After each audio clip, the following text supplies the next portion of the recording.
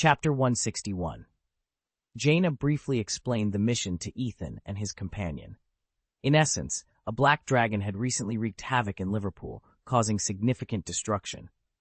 Over a dozen houses were damaged, resulting in more than 20 fatalities, over 80 injuries, and several streets being destroyed. The incident was so severe that the Muggle Prime Minister nearly deployed the military in response. The Ministry of Magic had to intervene extensively, deploying a large number of Aurors and other staff to manage the crisis. Their efforts included blocking communications, conducting emergency rescues, erasing memories on a large scale, and repairing the damaged infrastructure. Despite these efforts, the loss of life was irreversible, and the incident was publicly attributed to a natural gas explosion as a temporary cover-up. However, the root of the problem, the rampaging dragon, remained unaddressed. Jaina revealed that the ministry's response was delayed, allowing the local police to engage the dragon first. Unfortunately, their firearms were ineffective against the dragon's scales. It was only the magic from the Auror Gate that eventually drove the dragon away. The appearance of such a creature was unprecedented for Muggles, and even the Aurors were taken aback by its size and strength. Initially, the ministry suspected the dragon might have been a Hebridean black or a smuggled Hungarian horntail, but this dragon was significantly larger than any known Hebridean specimen. It measured over 20 meters in length with a wingspan exceeding 15 meters, and uniquely, its forelimbs were separate from its wings. This description led Ethan to realize they were dealing with a creature not of their world, but from another dimension. Gianna explained the importance of their involvement, highlighting that their unique position allowed them to act without the ministry's oversight. Ethan appreciated the advantage of having Gianna's insider support and pledged to perform well in the mission, recognizing the mutual benefits of their success. Ethan then revealed his connection to the Malfoy family, suggesting that exposing certain information could make them a target of Voldemort, potentially aiding their cause. Jaina was intrigued and encouraged by Ethan's insight, recognizing the strategic value of the information he possessed. The family holds a pivotal role among pure-blood wizards. Despite being ostracized by the mainstream for their past allegiance to the Dark Lord, their influence remains significant. If we can secure their support, it would greatly benefit my work at the Ministry of Magic, she said, her eyes filled with admiration as she looked at Ethan. I didn't expect you to accomplish this so quietly. You're more capable than I initially thought. Ethan responded modestly. No, I've just been attuned to the prevailing sentiments in the wizarding world of the Yin Kingdom over the past few years. What's the prevailing sentiment? Jaina inquired with curiosity. It's the anticipated return of the Dark Lord, Ethan explained. I'm confident that within 2 years, the Dark Lord will be resurrected, once again stirring fear across the great evil. Dumbledore shares this belief. The primary challenge for the Great Yin will then be how to confront the Dark Lord. Whoever can provide a solution, or help them find one, will earn widespread support. The Dark Lord? Jaina's eyes flickered with a hint of reminiscence. Though I never witnessed it firsthand, when I first arrived in this world, I made my mark by eliminating Death Eaters under his command. The fear they instilled in people and the unconventional promotion I received for my actions are still vivid in my memory. Eliminating a few Death Eaters propelled me from a newcomer to a general in the ministry, cementing my current position. After all, anyone capable of handling that enigmatic man could potentially rise to the position of Minister of Magic. That's exactly right, Ethan agreed, clapping his hands. Thankfully, you shared this with me, Jaina exclaimed. I'd considered transferring out of the legal enforcement department to advance my career elsewhere. Reflecting on it now, leaving the legal enforcement department would have been a mistake. This department, being in charge of Aurors, will be at the forefront of the battle against the Dark Lord. Naturally, it will also be a prime avenue for promotion and recognition. The two then engaged in an in-depth discussion on leveraging the Malfoy family's influence and capitalizing on the Dark Lord's return, prompting Ciri to decry their tactics as unscrupulous. Reflecting on the original work's narrative, whether it was Cornelius Fudge's downfall, Rufus Scrimgeour's succession, Kingsley Shacklebolt's appointment following Voldemort's demise, or even Hermione Granger's later appointment as Minister of Magic, those who rose to power did so either by opposing the Dark Lord or by participating in the fight against him. The Dark Lord's influence in the Great Yin was unparalleled, making opposition to him a politically correct stance, a fact Jaina clearly understood. This realization made Ethan think of a quote from A Song of Ice and Fire by Littlefinger. Chaos is a ladder. While Dumbledore fretted over Voldemort's return, there were those at Hogwarts eagerly anticipating it, not because they supported Voldemort's deeds, but because they saw an opportunity to climb the ranks in his wake. Voldemort would surely be enraged if he knew. Time seemed to fly by, and suddenly Jaina slapped her forehead as if she had just remembered something important. "Oh my goodness, I was so engrossed in our conversation that I completely forgot," she said, somewhat annoyed. "You and I aren't the only ones participating in the Black Dragon hunt this time. You'll be accompanied by some familiar faces." Updated 5/4, additional update 32-1. Launching new books is challenging. Please consider supporting with book orders, flowers, monthly votes, comments, and rewards. If you have votes, please consider giving them to me, the author. Your support is incredibly valuable and means a lot to me. Thank you. Chapter 162. After Jaina led Ethan and Cirilla out of the study, they encountered Nymphadora Tonks lounging on the sofa in the living room, looking as if she had been waiting for ages. Her face lit up with excitement upon seeing them. "Ethan, Cirilla, you're finally here. I've been waiting for so long." "Hello, Sister Tonks." The two greeted her warmly, sharing a hug. Tonks couldn't help but compliment their attire. "I must say, the clothes you two are wearing are very striking. I've never seen them before. Did you have them custom made?" "Actually, I made them myself," Ethan replied with a hint of pride. "The design is inspired by Cirilla's hometown, and the materials were gathered from our adventures last semester." "Is that basilisk skin?" "What a luxury," Tonks sighed, admiring their leather armor. She then lamented, "Your outfits would be perfect for aurors, but the old fogies at the Ministry of Magic would never approve of us upgrading our gear. They seem to forget that aurors face all manner of dangerous creatures and dark wizards." Cirilla glanced at Jaina, the deputy director of the Department of Magical Law Enforcement, wondering if Tonks's comments were directed at her.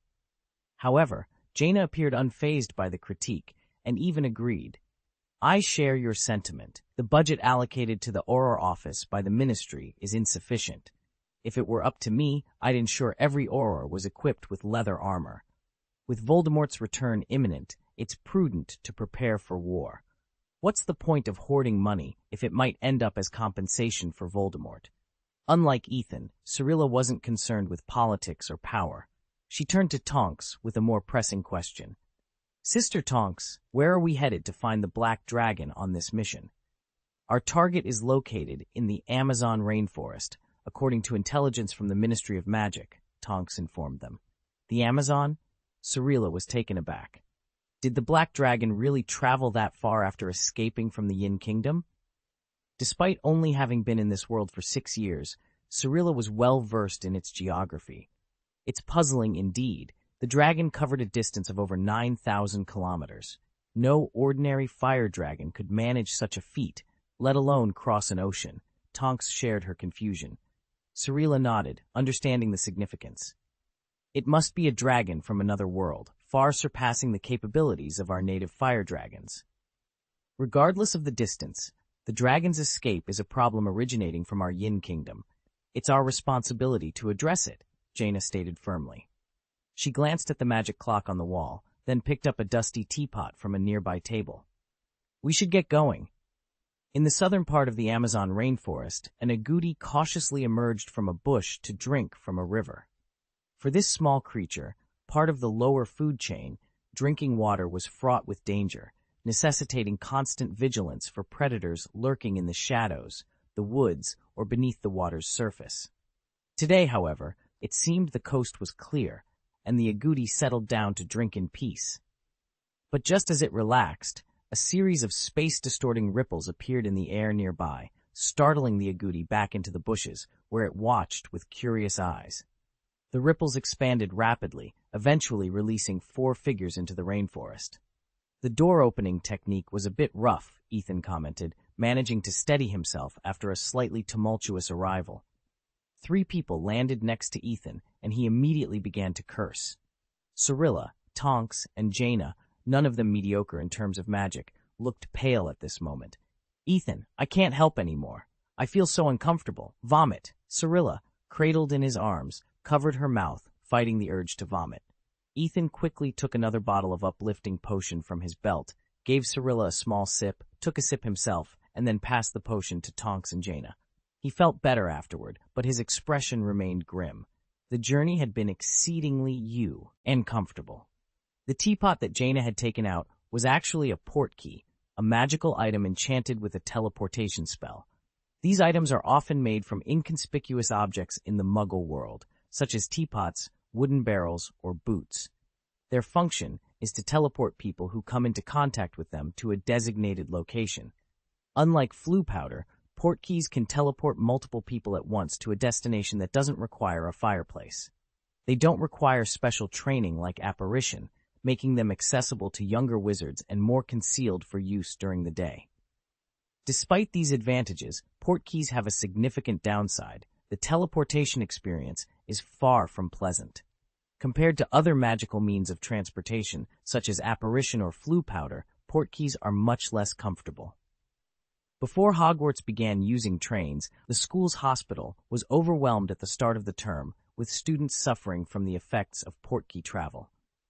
Even Cyrilla, with her ancient blood and innate spatial talent, found the experience nauseating, highlighting the discomfort portkeys can cause. Moreover, crafting portkeys is challenging, and any errors can lead to serious issues, such as inaccurate arrival points. To oversee the safe production of portkeys and manage the magical world's transportation network, the Ministry of Magic established a portkey registry. The portkey used by Ethan and his companions was provided by the Ministry, which explained Tonks's frustration upon their arrival. Jaina offered some perspective. "The people at the portkey registration office have done their best. The longer the teleportation distance, the worse the experience. Considering our intercontinental journey spanned 9,000 kilometers, our experience wasn't too bad."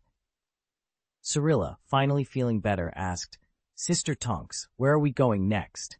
She looked around with curiosity.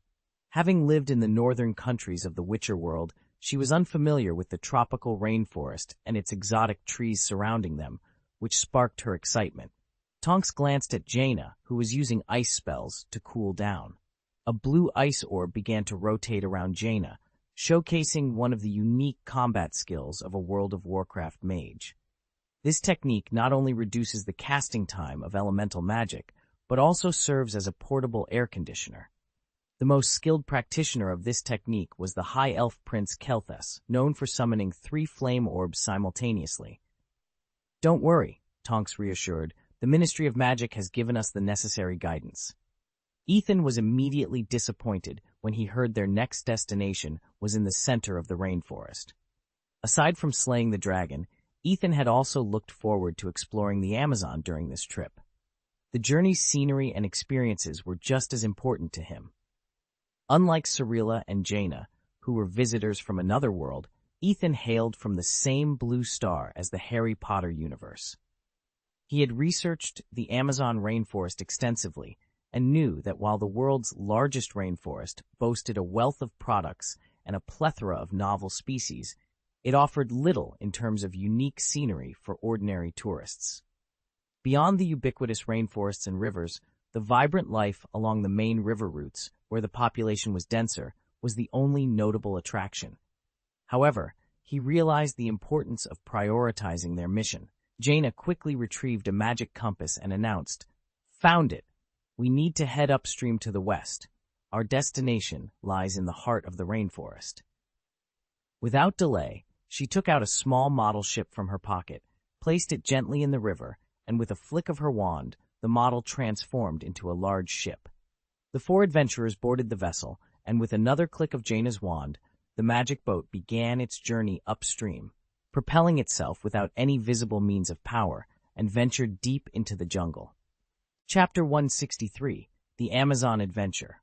The climate in the Amazon jungle is sweltering and humid, making it feel as though one has been drenched in water after just a short while. The local indigenous people, accustomed to such conditions, often wear minimal clothing. However, Ethan and Ciri were spared from the discomfort thanks to Ethan's ingenuity. The leather armors he designed were equipped with enchantments for temperature control and desiccation, allowing the wearer to remain comfortable and dry despite the surrounding environment. Tonks, on the other hand, was less prepared for the jungle's climate and found herself seeking relief by staying close to Ethan to benefit from his magical ice ball air conditioning. Her resilience and thick skin, however, meant she wasn't bothered by insect bites. For Cirilla and Ethan, the rainforest was a novel experience. They marveled at the vine-covered trees lining the riverbanks and competed in spotting the small animals concealed within the foliage. The group shared snacks Ethan had thoughtfully packed, enjoying the unique setting. However, as Ethan had anticipated, the novelty of the Amazon's flora and fauna soon wore off after several hours of exploration. "Except for the trees, everything here feels the same," Tonks remarked, her boredom evident as her hair turned a listless gray. While examining a beetle he had just caught, Ethan suggested a future adventure. "The Amazon rainforest alone might not hold our interest, but there's much more to see in Peru. We could explore more rainforest scenery, visit indigenous tribes, the ancient Inca city, Uyuni Salt Lake, and Machu Picchu. Did you know? The vast salt lake there mirrors the sky beautifully.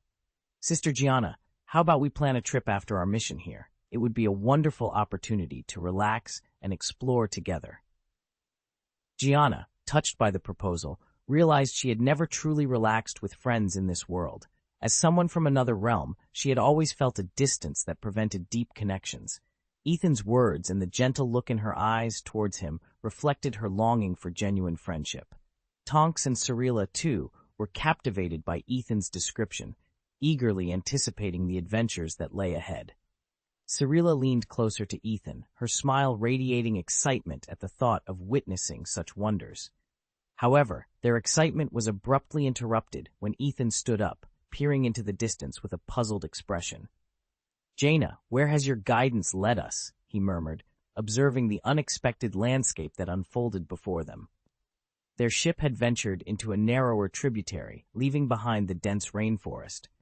The vegetation thinned, revealing open plains that were a stark contrast to the jungle they had traversed. Ethan's psychic perception revealed a startling sight deep within the rainforest, a massive cone-shaped stone structure standing imposingly on the plain. "How could there be a pyramid here?" he exclaimed in disbelief. Pyramids, often built as low-cost monumental structures in ancient times, served various purposes across different cultures. In ancient Egypt, they were tombs for pharaohs, while in the Inca Empire, they were sites for religious sacrifices, believed to facilitate communication with the heavens. The presence of a pyramid in the Amazon was a mystery that beckoned the group, with the promise of untold stories and ancient secrets waiting to be uncovered. The pyramid, constructed from stone blocks weighing thousands of tons without any adhesive, only through the overlapping and interlocking of stones, has always fascinated Muggles. They marvel at how such a structure could have been built in ancient times, leading to various theories about its origins.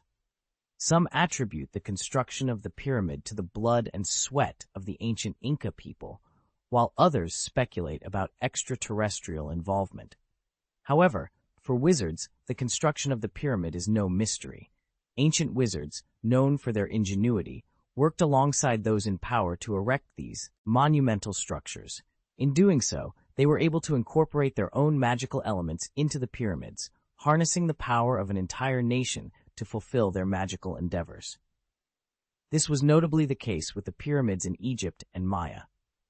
As Ethan and his companions approached the pyramid, they were in awe.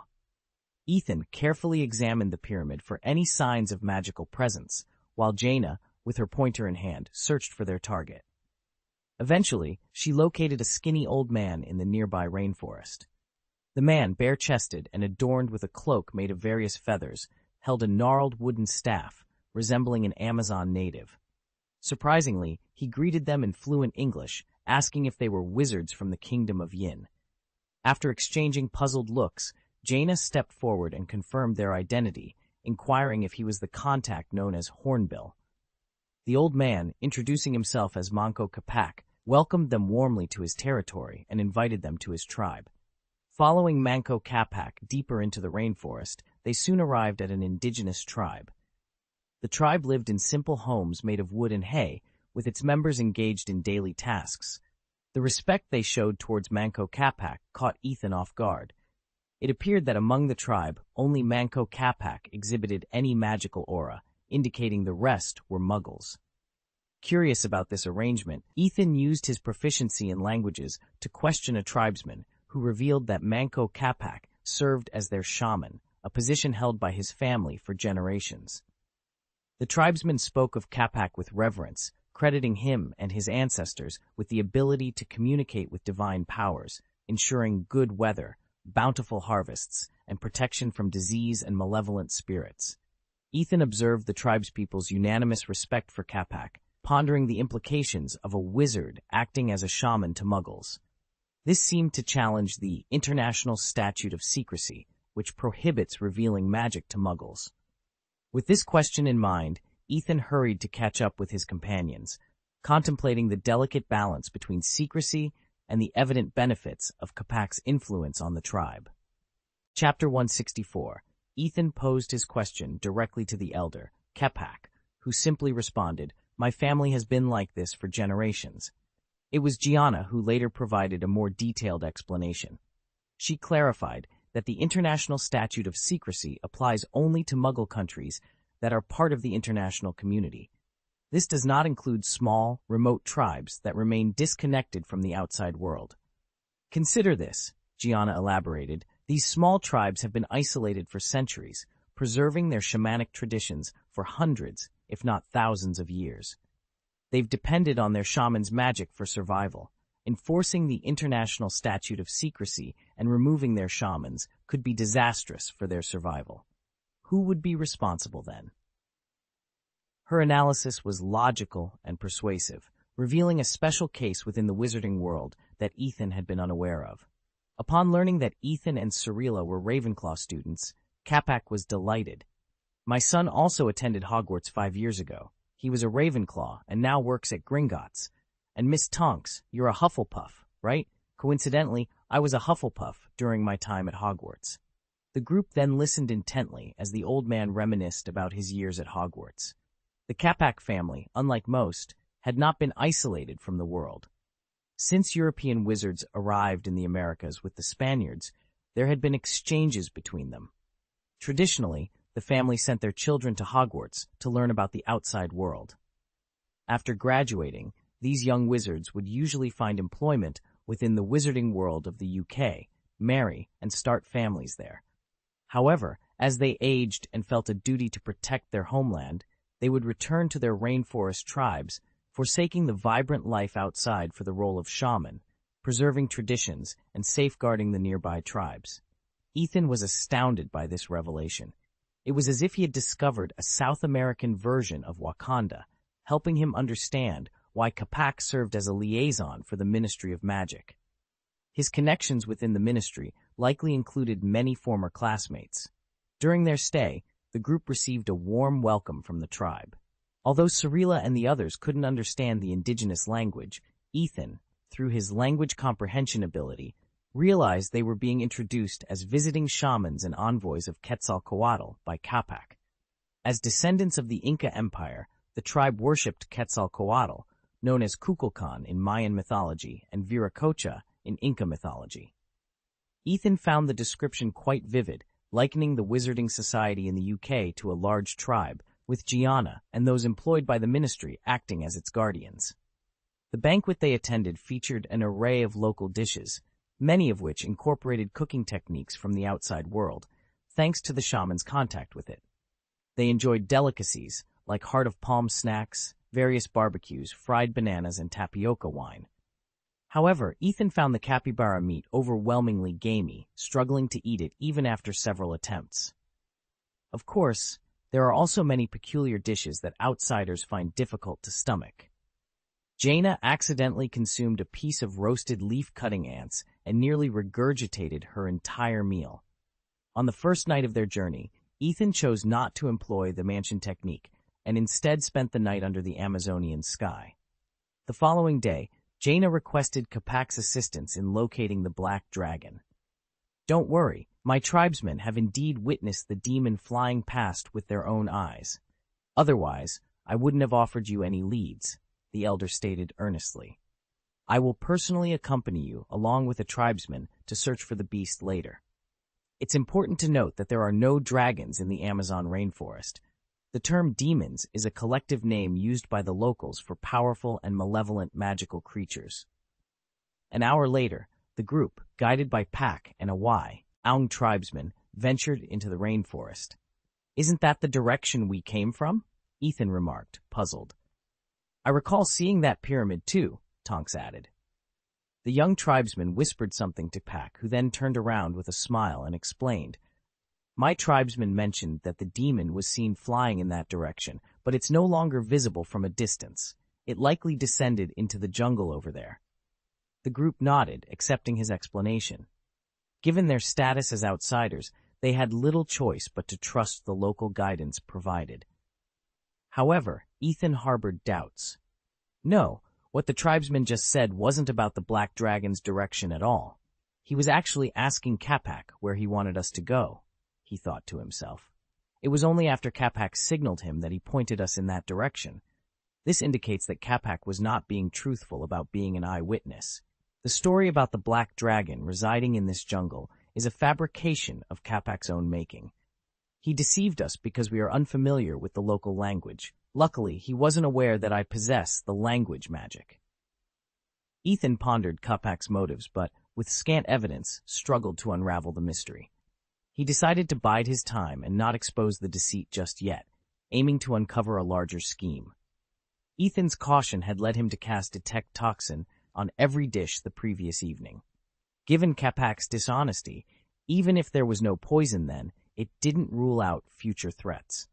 With heightened vigilance, Ethan and the others proceeded across the plain, past the pyramid, and into the jungle on the opposite side to commence their search.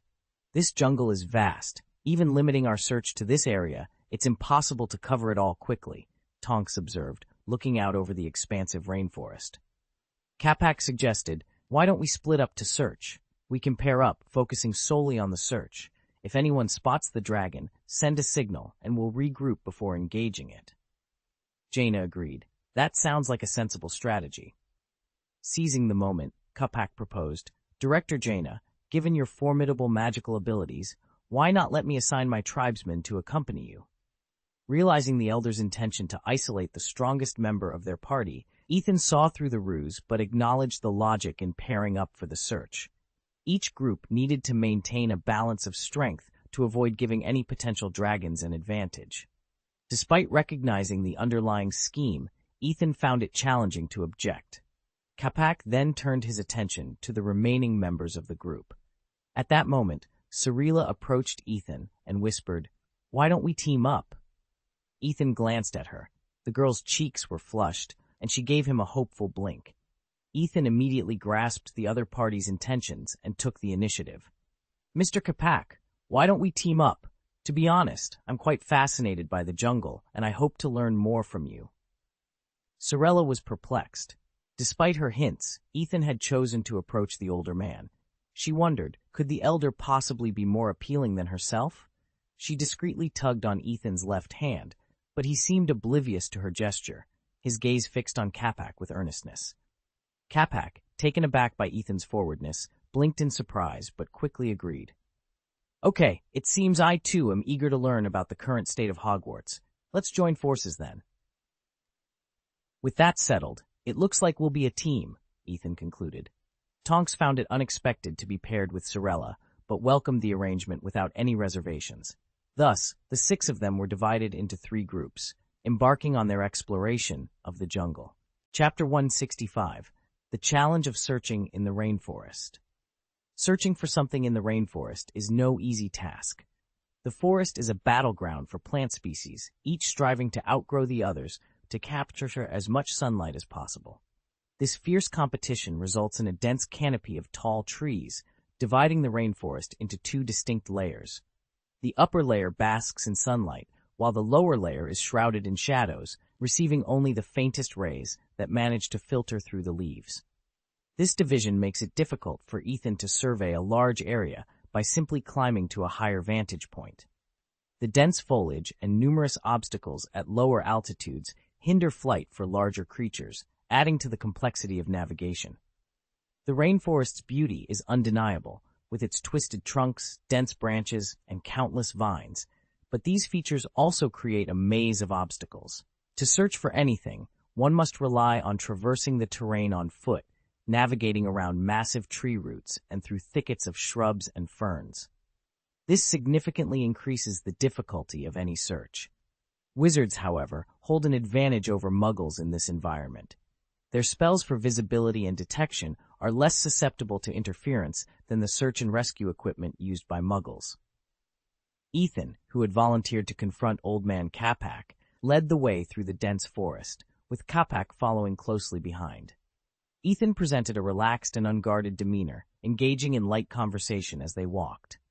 In reality, Ethan's psychic powers were on high alert, and his druidic abilities thrived in the rainforest environment. The surrounding plants served as an extension of Ethan's senses, allowing him to remain vigilant while appearing carefree. This was a strategic choice, designed to provoke Capac into revealing any hidden malice. Despite Ethan's suspicions, Capac maintained the facade of a benign elder throughout the day, without betraying any hint of deceit. Ethan began to question his initial judgment, wondering if he had been mistaken about Capac's intentions.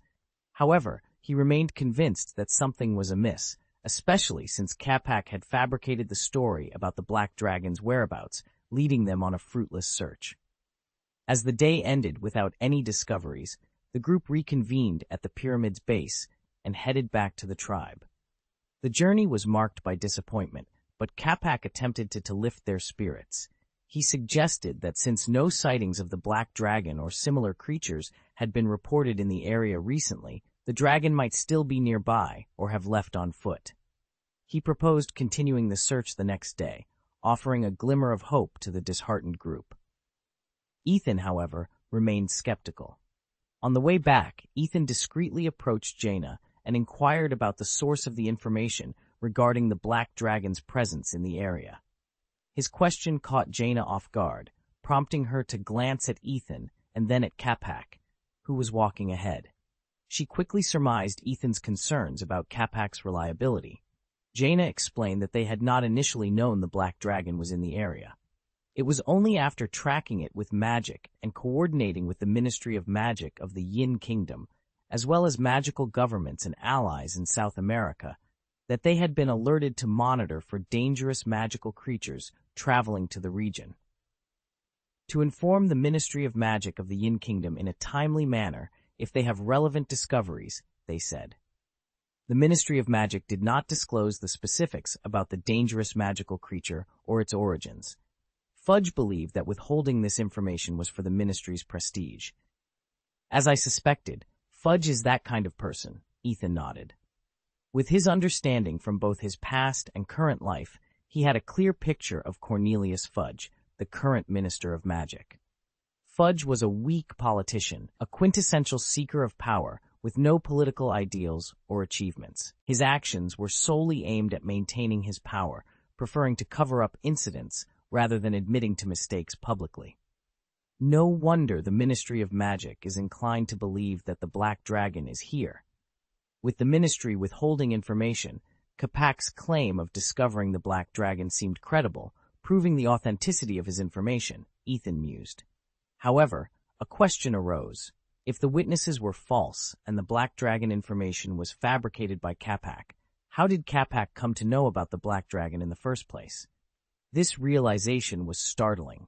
Considering the size of a Black Dragon, it would be impossible to conceal its presence near the tribe. Yet, in both D&D and WoW, adult dragons possess the ability to transform into mortal races. This fact complicated the entire situation significantly. While Ethan was deep in thought, Jaina's voice broke his concentration, expressing concern over his troubled expression. Ethan shared his current information and questions with Jaina. Among his 3 female companions, only Jaina was aware of the dragon. making her the only one he could discuss this matter with. Is there such a convenient spell as language understanding? Jaina was initially surprised by the question, then fell silent. After a while, she responded, "Your approach is correct. Despite Capac's suspicious behavior, we must wait for more information before acting to avoid alerting the enemy." Regarding dragons transforming into mortals, Jaina mentioned hearing rumors in Dalaran about the former Archmage Crassus, a member of the Kirin Tor Council of Six, being a red dragon. She had always thought it was a joke, but Ethan's information made her reconsider. Jaina reminisced about her days in Azeroth, momentarily drifting off topic. "It's okay, Sister Jaina. I've known about Azeroth for a long time, but have never experienced it. Hearing your stories is fascinating," Ethan reassured her. "Thank you, Ethan," Jaina sighed, returning to the topic at hand. Since dragons could potentially disguise themselves as mortals, they had to be vigilant. They planned to explore the tribe upon their return that evening for any signs of suspicious individuals, careful not to alarm the dragon in disguise. With their plan in place, Ethan and Jaina resumed their normal activities, pretending nothing had happened, and returned to the tribe with Old Man Capac. Chapter 166. After returning to the tribe, a grand bonfire party was held in the evening, as was customary. The Old Man Capac's hospitality was unmistakable, showcasing an array of rainforest delicacies, tribal music, and dance. It was clear that the main goal was to impress the guests with the tribe's resources and ensure their happiness. However, one couldn't help but wonder if Capac had ulterior motives behind such a lavish reception. If not for these intentions, perhaps he wouldn't have gone to such lengths. During the campfire party, Ethan found himself repeating the previous day's routine, sharing meals and drinks with the unsuspecting Cyrilla and Tonks.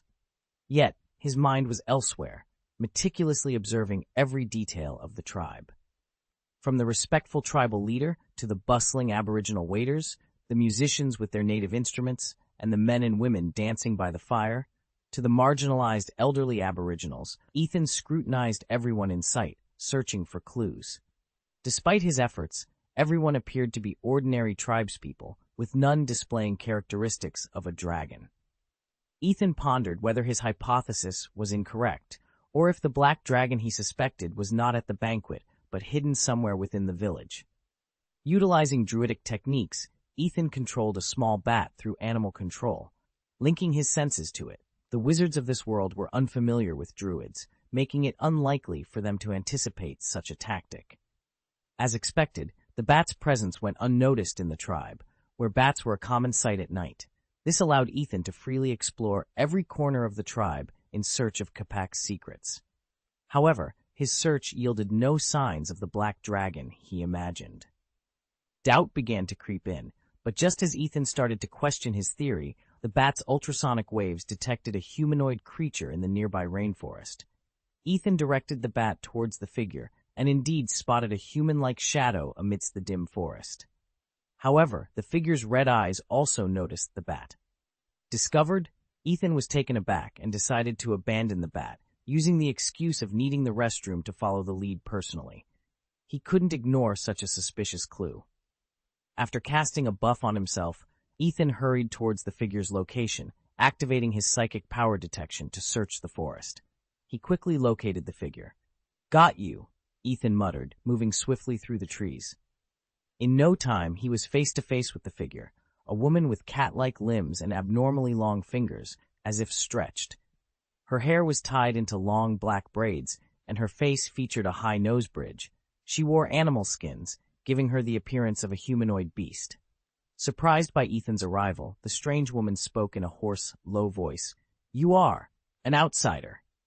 It seemed she was capable of communication, albeit with difficulty and a strange accent, indicating her infrequent use of language. Ethan pointed his wand at her. "Tell me, who are you and why are you snooping here?" At that moment, he had already lowered most of his guard. Ethan remained vigilant.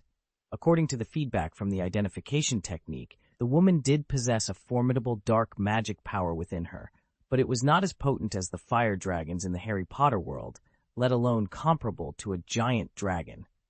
Thus, she could not be the incarnation of a dragon. She was likely a member of a local dark humanoid race. The woman did not answer Ethan's question directly, but said in a hoarse voice, "Foreign wizards, you should not stay in the tribe. Otherwise, the only thing waiting for you is death." "Should I take that as a threat?" Ethan asked, his voice deep. The woman tilted her head, seemingly surprised by Ethan's reaction. She seemed to think he had misunderstood her, so she emphasized, "Leave the village, otherwise you will die." At that moment, Ethan noticed two more women, similar in appearance and stature to the first, quickly approaching from behind her. Meanwhile, his companions were also hastening towards him. "What's going on here, Ethan? Who is she?" Gianna was the first to reach Ethan. "I don't know her. I guess she's a native of the dark race," Ethan replied, keeping his gaze fixed ahead. "Chavarina," the woman suddenly said. "What?" Gianna was puzzled. "Chavarina, my name," the woman clarified. "Got it." Seeing the woman's willingness to communicate, Gianna smiled and stepped forward, attempting to negotiate. "Hello, Chavarina. My name is Gianna, and this is Ethan. Nice to meet you." However, her friendliness was not reciprocated. Instead, Chavarina took a step back reflexively. She stared past them, as if she had seen something undesirable, and muttered, "Gianna, Ethan, leave the village, otherwise only death awaits you." With that, she turned and quickly left.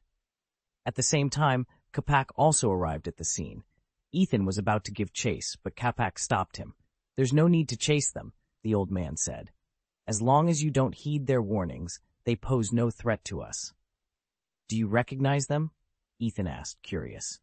"Three sisters, Kajili, Senna, and Chavarina, are part of a local vampire group," Capac explained. "They prey on the blood of the indigenous people in the rainforest, dark creatures that shun the light. If they weren't so swift, I would have eliminated them long ago. Beyond their speed and a few tricks, they pose no real threat. As long as we avoid their traps, they cannot harm us." Capac's tone was filled with disdain, characteristic of a proud wizard. However, Ethan's psychic power detected a hint of envy in his voice. "Now that they're gone, let's return to the tribal area and continue with the music and dancing." Led by Capac, the group returned to the tribe, and the festivities resumed. Unnoticed by anyone, a small bat flapped its wings and flew in the direction the vampire had left. Please support the release of new chapters by ordering custom orders, sending flowers, monthly tickets, reviews, and rewards. If you have tickets, please consider giving them to me, the author. Your support is crucial to me. Chapter 167, The End of Happy Times. The joyous moments always seem fleeting. In the blink of an eye, the tribe's banquet concluded, and the village succumbed to a deep slumber.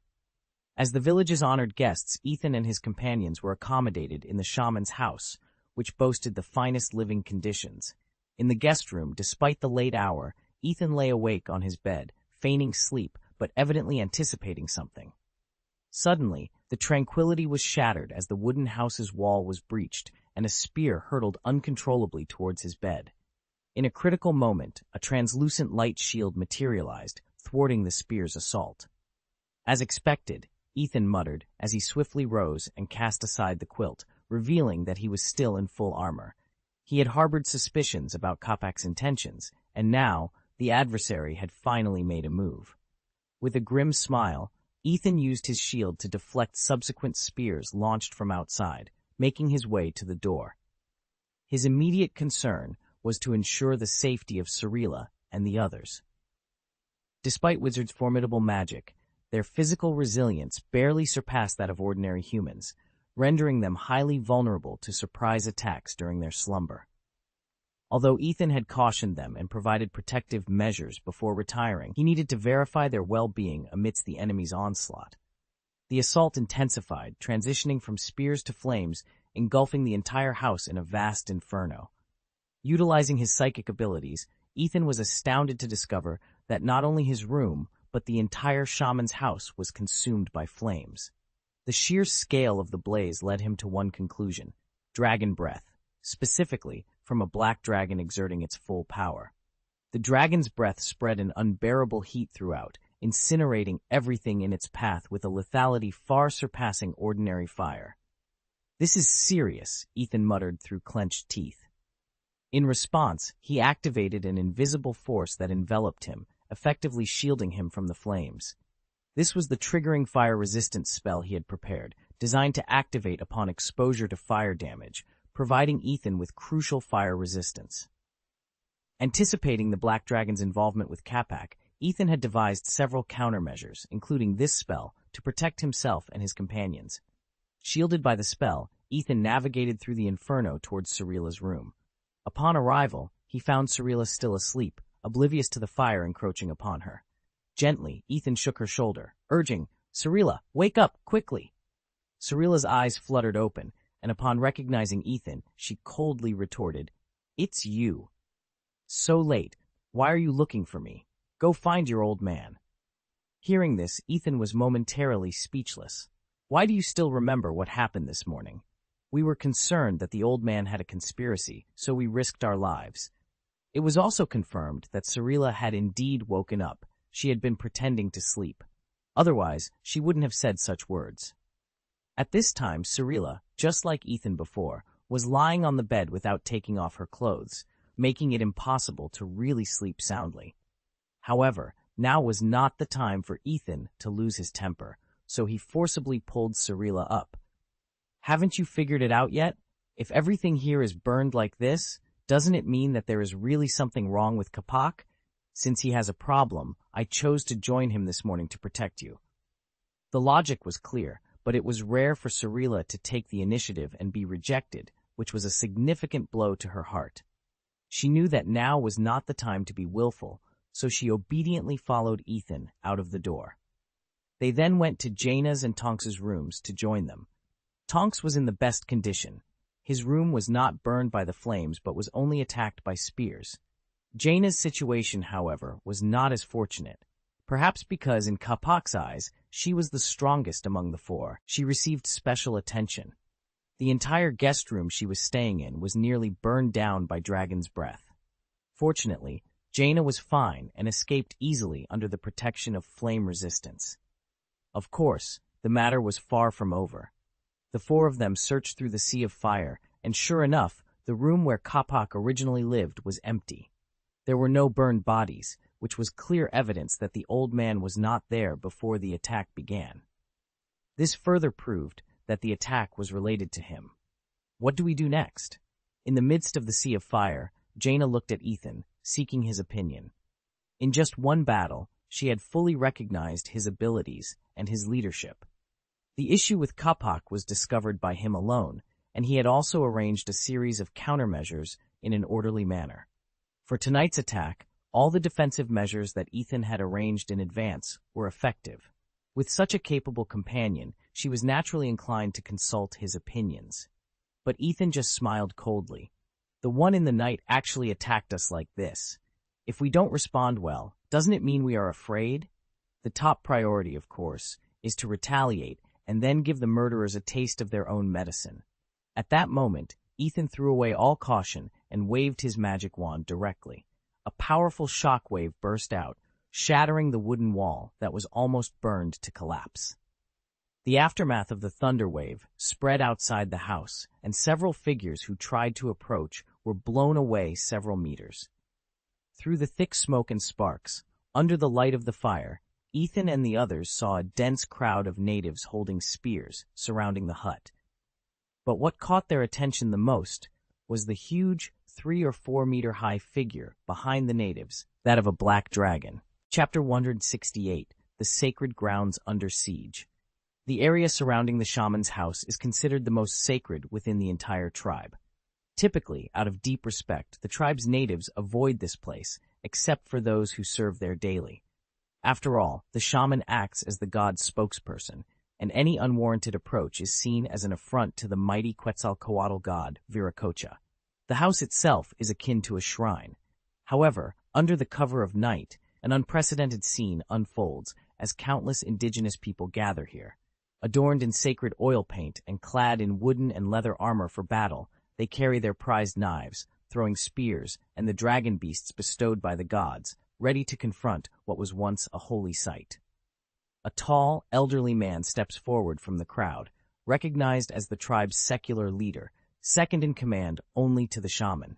Tonight, he dons a feather crown, signifying his chief status with the most formal and solemn attire.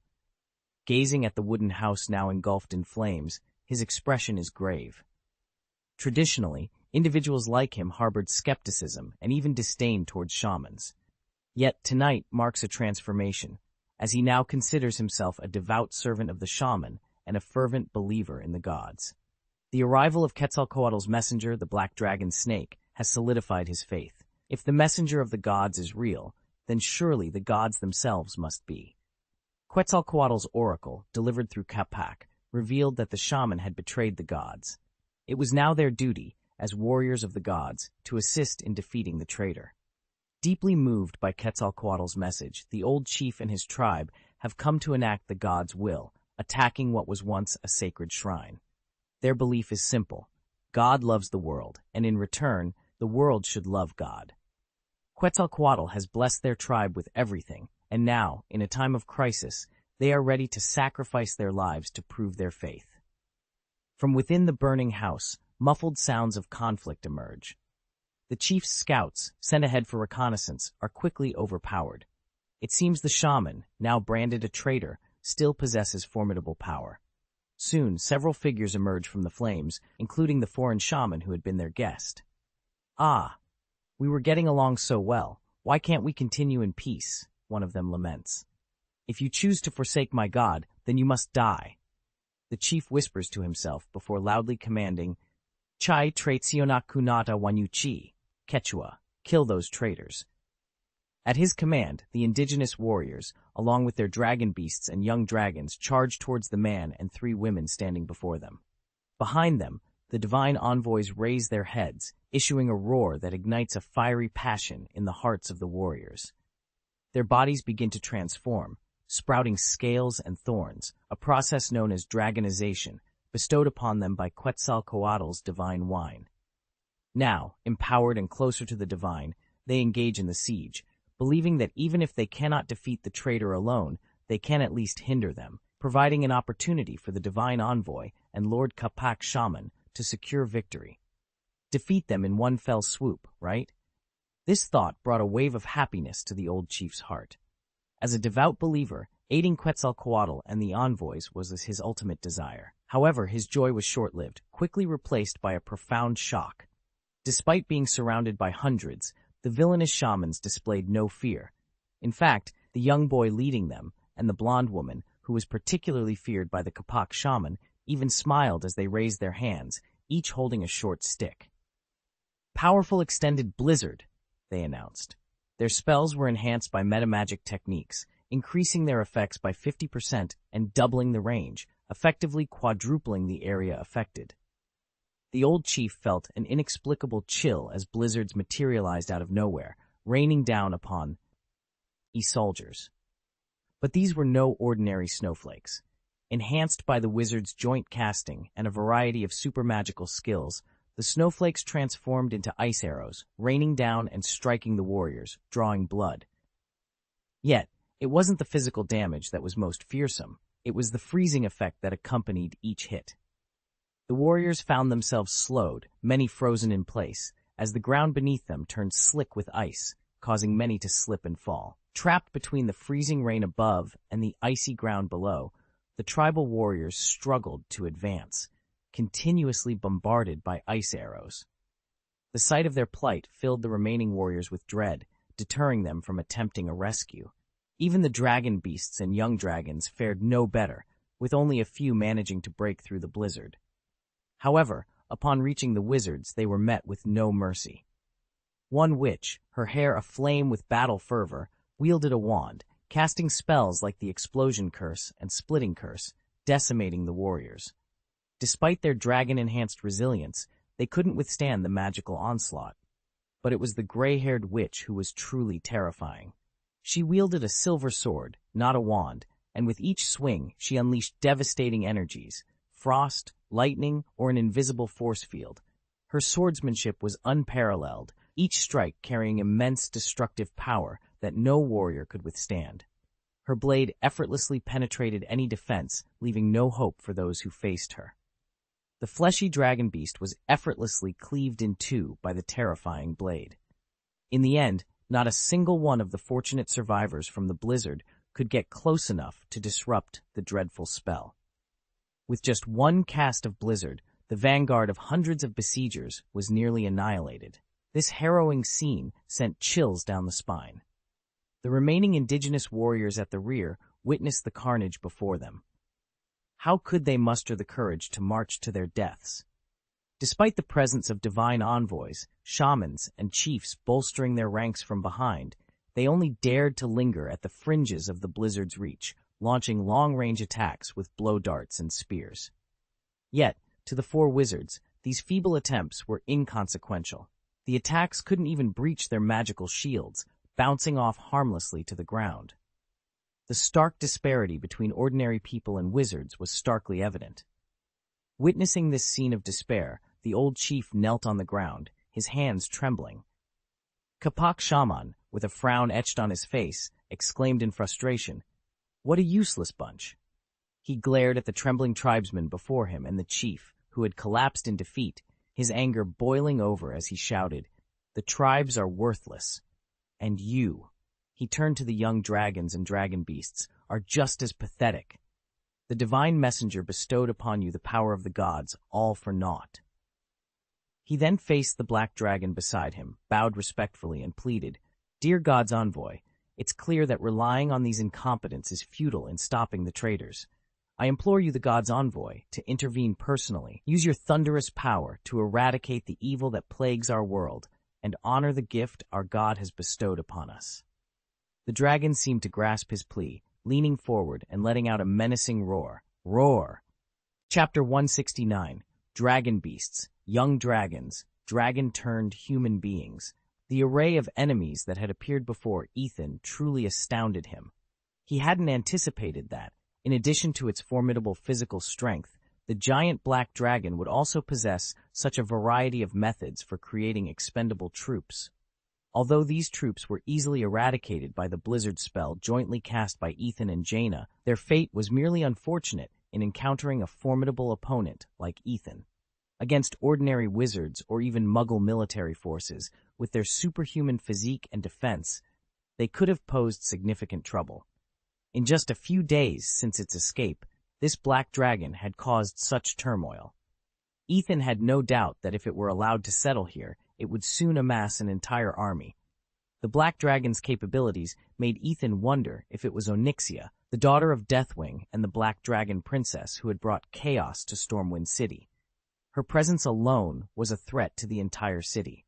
However, despite the black dragon's fearsome appearance, it paled in comparison to the real black dragon princess. Had their opponent truly been Onyxia, Ethan would have had no choice but to flee immediately. Yet, even though their adversary was not Onyxia, its black dragon form was still incredibly destructive.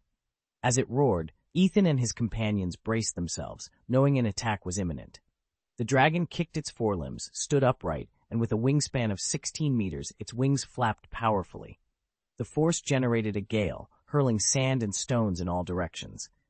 Ethan and the others shielded their faces as the dragon took to the sky, circled, and then dove directly at them. "Get out of the way!" Ethan shouted, quickly dodging to the side. Jaina, Cyrilla, and Tonks also evaded, with Tonks and Jaina employing the trailing step technique to disperse swiftly. Kapak, meanwhile, chose an opponent and engaged with his wand at the ready. The black dragon's initial strike missed, but it was undeterred. It continued its relentless assault, its massive form causing extensive damage. Each of its movements posed a significant threat, and avoiding its attacks required Ethan and Cyrilla to utilize their full strength. Tonks and Jaina, however, struggled more with evasion. Their agility was insufficient to dodge the dragon's attacks, forcing them to rely on Mystery and Zumbu spells. This was only a temporary solution, as the spell's high magical power consumption meant they would eventually be overwhelmed. The black dragon's natural magic resistance compounded their difficulties. It could shrug off most magical effects, and when Ethan employed magic with physical effects, he had to contend with the dragon's tough scales. The dragon was naturally immune to most fire magic, and other spells struggled to penetrate its scales, necessitating the use of high-level magic for any significant damage. Tonks found herself at a disadvantage, unable to affect the dragon. Cyrilla's arcane sword could breach the dragon's defenses, but the damage was negligible against the dragon's thick hide. On the contrary, Cirilla herself could easily face a huge threat by getting too close to the black dragon. Moreover, Capac, being a powerful wizard, posed a significant threat that the four Ethans and the remaining indigenous warriors could not ignore. Realizing their attacks were ineffective against the black dragon's scales, they began to launch long-range attacks on the four Ethans without restraint. They reasoned that even if they accidentally injured the black dragon, it would still deplete their protective shields. Throughout the fight, the four Ethans were on the defensive but managed to remain uninjured thanks to Ethan's psychic ability. This ability allowed him to monitor the entire battlefield and share insights through a psychic link with his teammates, enabling them to anticipate attacks from all directions. However, being constantly on the defensive was not a sustainable strategy. "We can't continue like this. Someone must hold the black dragon back," Ethan declared, no longer holding back. In an instant, his body twisted and expanded, transforming into a 6-meter-long feathered serpent adorned with golden belly scales and radiant fur. The appearance of this magnificent creature immediately drew everyone's attention, including the black dragon, which targeted Ethan immediately. Capac and the indigenous warriors' attitudes shifted noticeably upon witnessing Ethan's transformation. Capac's expression darkened as he realized the impact Ethan's transformation into a feathered serpent would have on his reputation within the village. The feathered serpent, a divine creature revered in ancient South and Central America, was associated with teaching and inspiring worship. Civilizations such as the Mayans, Aztecs, and Incas eventually came to worship Quetzalcoatl, seeing feathered serpents as its true messengers. Capac had convinced the tribesmen of the black dragon's divine role only because feathered serpents were thought to be extinct. The sudden appearance of a genuine divine envoy threw Capac's claims into question. In response, Capac attempted to discredit Ethan, claiming, "Don't be deceived by the enemy. The enemy is a traitor among the Quetzalcoatl shamans. Being able to transform into a feathered serpent is proof of their former status as a shaman of Quetzalcoatl. But now that they have betrayed us, even if they can become Quetzalcoatl, they cannot represent it." Anticipating this, Ethan, now in his feathered serpent form, activated the glory crown. The crown, shining with golden light, adorned his head, creating a halo effect reminiscent of gods and Buddhas. Against the backdrop of his beautiful form, he appeared utterly sacred. Then a gentle voice emanated from the depths of their hearts. "People of Quetzalcoatl Viracocha, please don't be deceived by demon believers and take the wrong path. You should distinguish between the power of the devil and Quetzalcoatl. Quetzalcoatl is sacred and great. Its power is holy and healing. The power of the devil is absolutely untouchable. The power of demons flows with brimstone and fire. They can only cause destruction, fire, and famine. They are the enemies of God. They fight against God, yet they cannot ascend to divinity. People of Viracocha, open your eyes and return to the righteous path. Only then can the souls of your fallen warriors reunite with your ancestors in the paradise of Viracocha." In his feathered serpent form, Ethan's psychic abilities surged, allowing him to easily enchant these fervent believers. As he gently flapped his wings, a wave of healing energy swept across the battlefield. Soldiers, previously incapacitated in the blizzard, suddenly felt a profound sense of comfort as their wounds began to heal. The appearance of group treatment of minor injuries immediately showcased the feathered serpent's benevolence and healing powers. At this moment, the perception of the indigenous warriors began to shift. On one side stood a feathered serpent adorned with vibrant feathers, gleaming scales, and exuding a sacred aura with every movement, a perfect embodiment of indigenous aesthetics. On the other side was a black dragon with a menacing appearance, equipped with long horns, spines, and a resemblance to the legendary devil. Moreover, the Quetzalcoatl they had venerated for generations bore a striking resemblance to Ethan's feathered serpent form. His presence radiated holy light and healing, mirroring the legendary blessings of Quetzalcoatl. In contrast, the black dragon could transform people into formidable half-dragons, but these creatures appeared monstrous with their scales. Although the black dragon possessed the ability to breathe fire, Quetzalcoatl was associated with the sun's priesthood, and the golden flames of the sun bore no resemblance to the dark red fire of the dragon. It became evident that they had been misled by false deities. At that moment, the elderly chief, who had been lying paralyzed, stood up with great effort. His face alight with fervor, he proclaimed, "The true messenger of God has come to guide us onto the correct path. It brings healing blessings and forgives our transgressions. As followers of Quetzalcoatl, we cannot afford to err again. To honor Quetzalcoatl, we must eliminate the true traitors, the demon's followers who have deceived us. Then we must vanquish the demon incarnate to truly earn Quetzalcoatl's favor." Ho-ho, the tribal warriors, upon hearing this, brandished their weapons in agreement.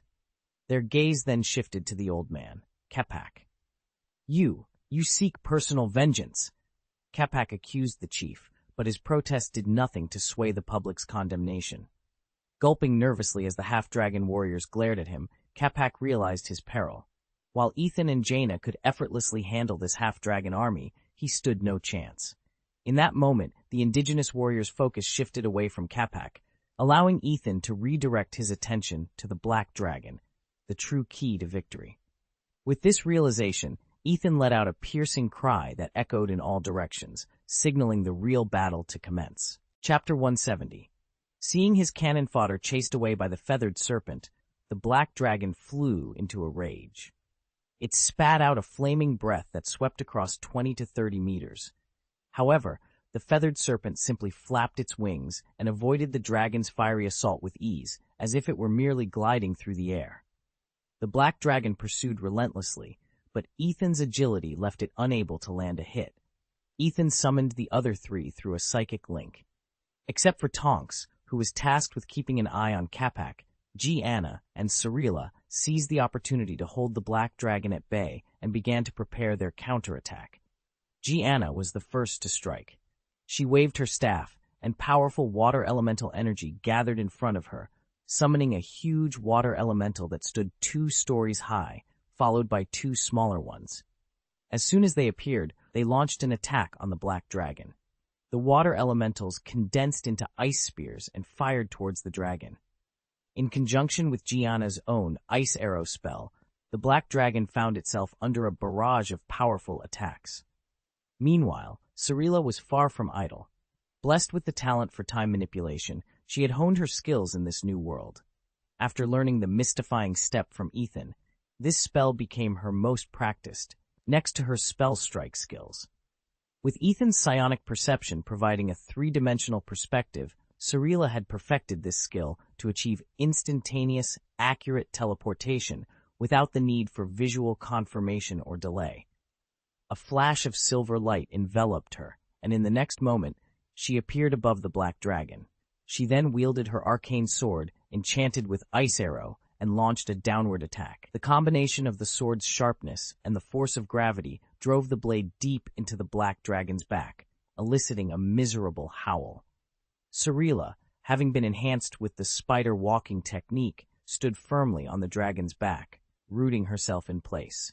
She pulled out the sword and stabbed repeatedly, leaving bloody gashes on the dragon's back.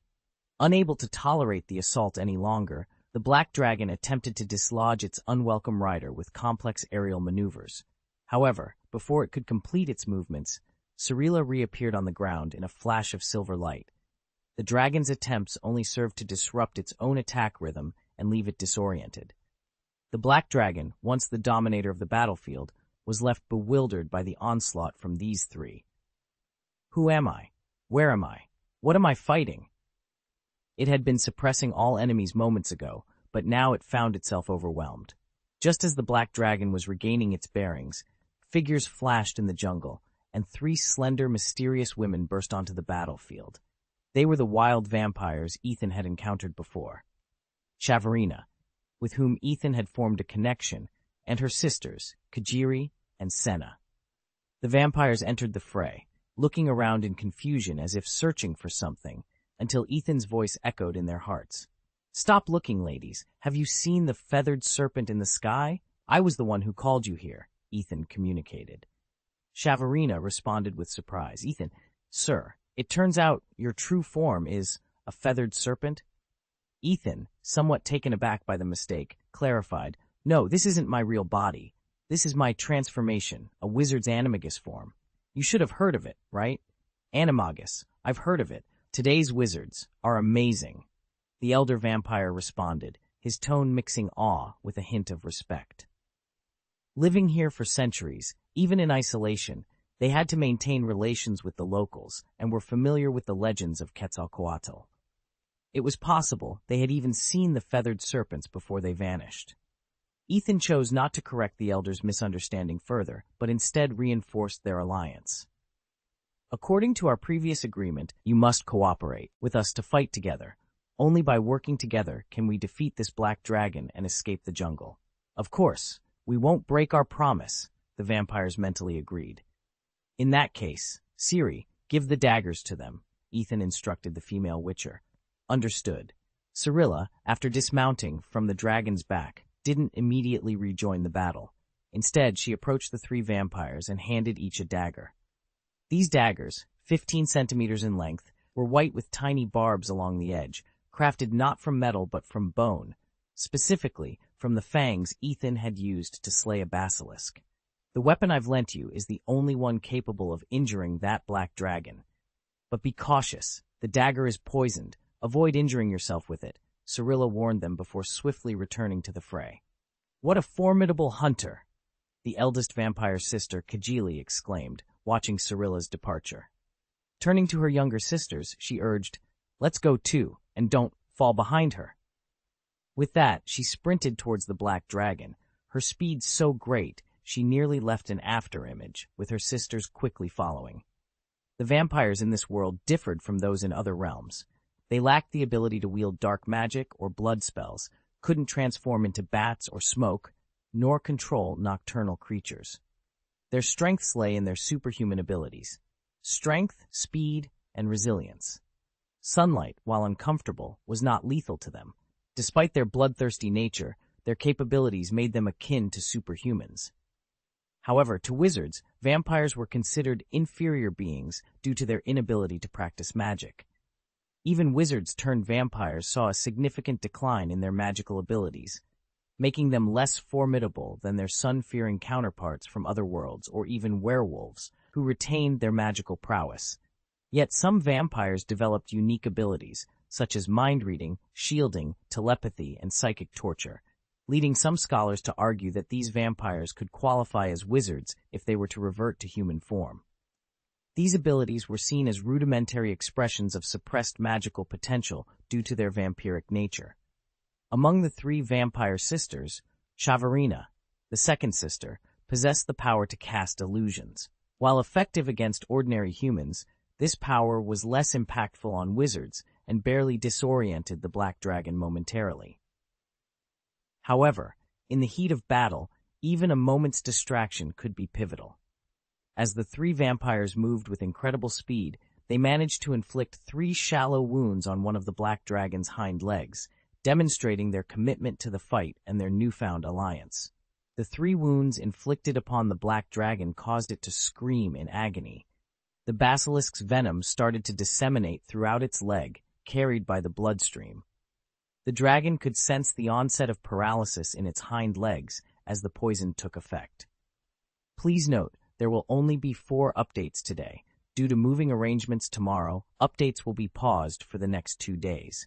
My apologies for any inconvenience. Chapter 171, Siege. Under the siege of 3 wizards and 3 vampires, the black dragon realized it was truly in a difficult battle. Initially, it was only overwhelmed by the 3 wizards, but the addition of the vampires significantly increased the challenge. The most formidable opponent was the wizard who had transformed into a feathered serpent, a creature radiating divine power. Despite its spells being primarily for assistance and healing, each attack it launched was imbued with divine power, capable of penetrating the dragon's tough scales. Moreover, the holy light it wielded was a force to be reckoned with. The feathered serpent's agility in the air, reminiscent of a fish gliding through water, made it a challenging target for the less nimble dragon. In a one-on-one fight, the dragon's persistence might have eventually led to victory due to their differing endurance levels. However, this was not a duel but a war, and the feathered serpent had allies. One ally was a witch wielding a long sword, fighting with the ferocity of a warrior and the stealth of a thief. Her constant teleportation left the black dragon disoriented, unable to retaliate before she vanished after inflicting wounds. In a duel, the dragon might have outlasted her, but in the chaos of battle, her teleportation was relentless. Another formidable opponent was the blonde female mage who summoned water elementals. These creatures, both large and numerous, managed to harm the dragon, exploiting its vulnerability to water and air elemental attacks. This strategy reminded the dragon of tactics favored by some mages in Dalaran, a reminder of its weakness against such elements.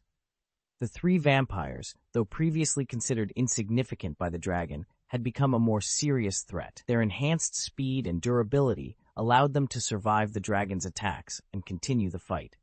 The dragon had once easily repelled them, but now, armed with three vexing daggers, they were not just nuisances but genuine threats.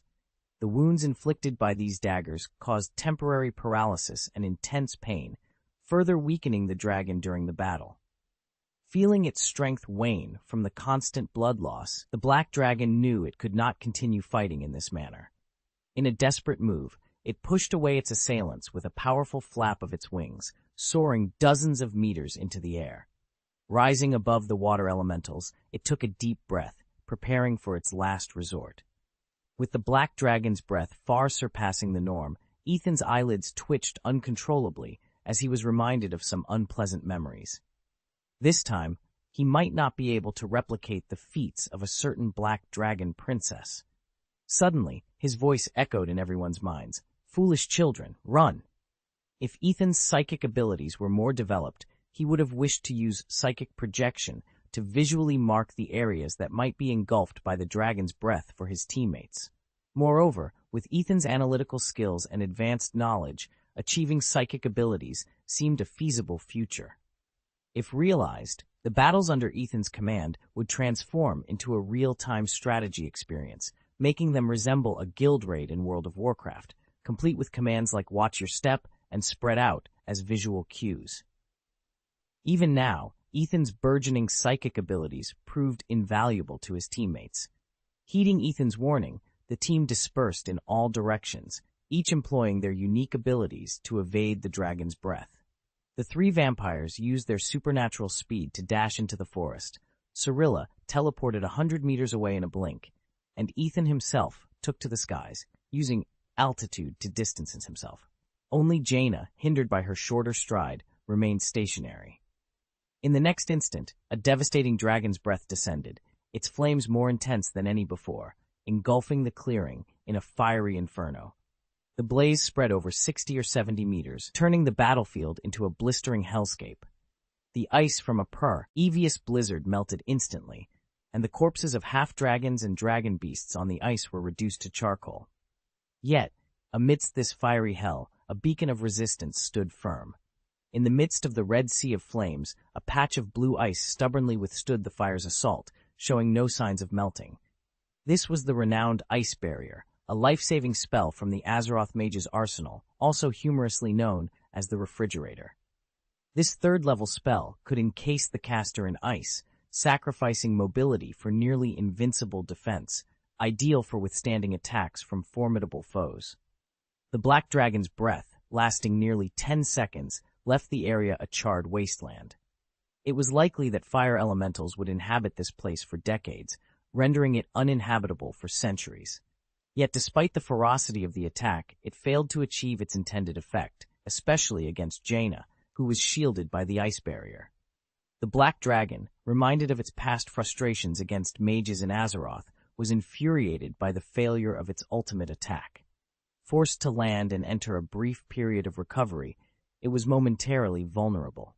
Seizing the opportunity, Ethan signaled for a counterattack. Cirilla conjured an electric ball, attaching it to her blade before appearing in front of the Black Dragon with a sword aimed at its chest. The three vampires swiftly climbed onto the dragon's shoulders, poised to plunge their fang daggers into its neck, targeting the nerve-dense but poorly protected area. The Black Dragon, attempting to evade, found its consciousness slipping into a daze.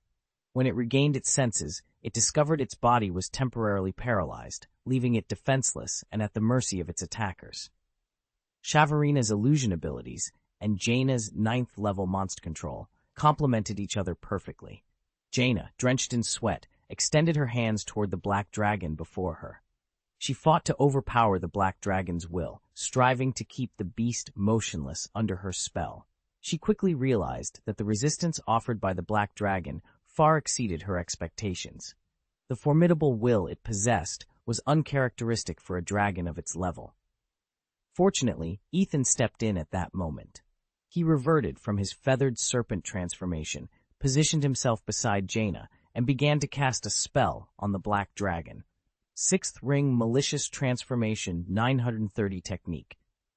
The magical light traveled from the tip of his wand to the black dragon, yet the creature remained unchanged. Even Ethan's enhanced transformation technique failed to affect the black dragon. Its formidable physique and resilience were beyond the reach of Ethan's magic. However, Ethan was no ordinary spellcaster. Seeing that the malicious transformation spell had no effect, he retrieved a red crystal with his other hand, the Philosopher's Stone, the pinnacle of alchemy and the ultimate manifestation of transmutation magic. Alchemy, at its core, involves converting one substance into another, aligning perfectly with the principles of transmutation magic.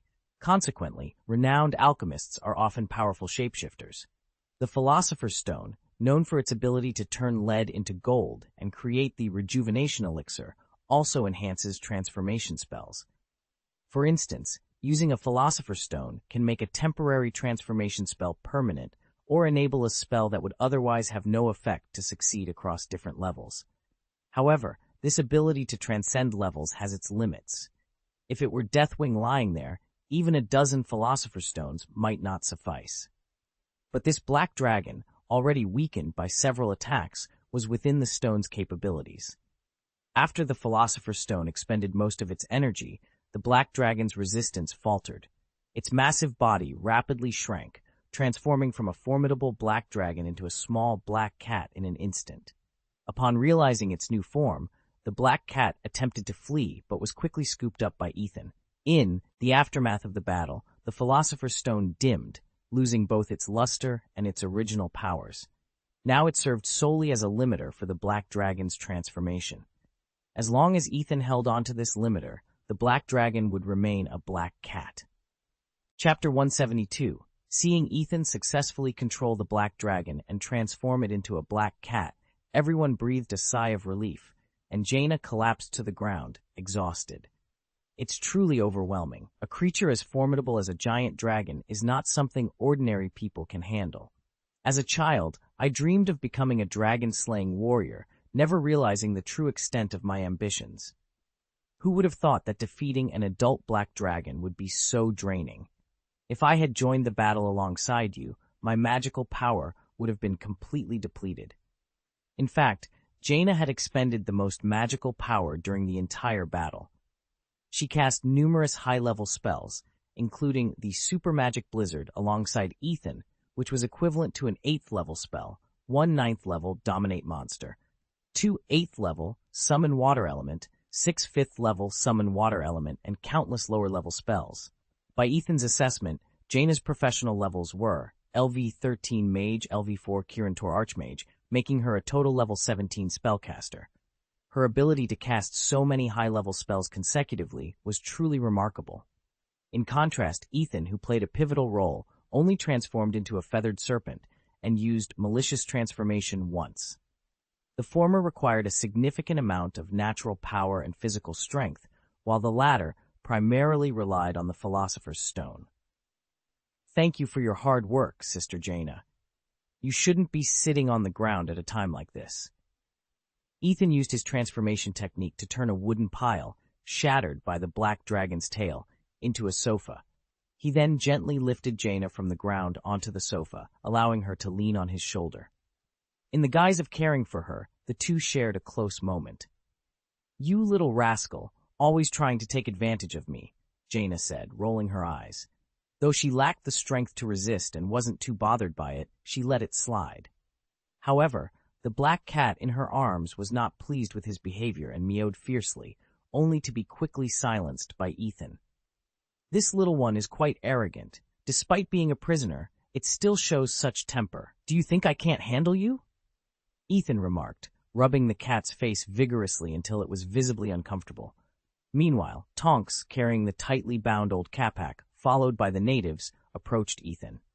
Capac was unconscious, while the natives displayed their respect by kneeling repeatedly, fearful of offending these true shamans of Quetzalcoatl, the captors of the devil.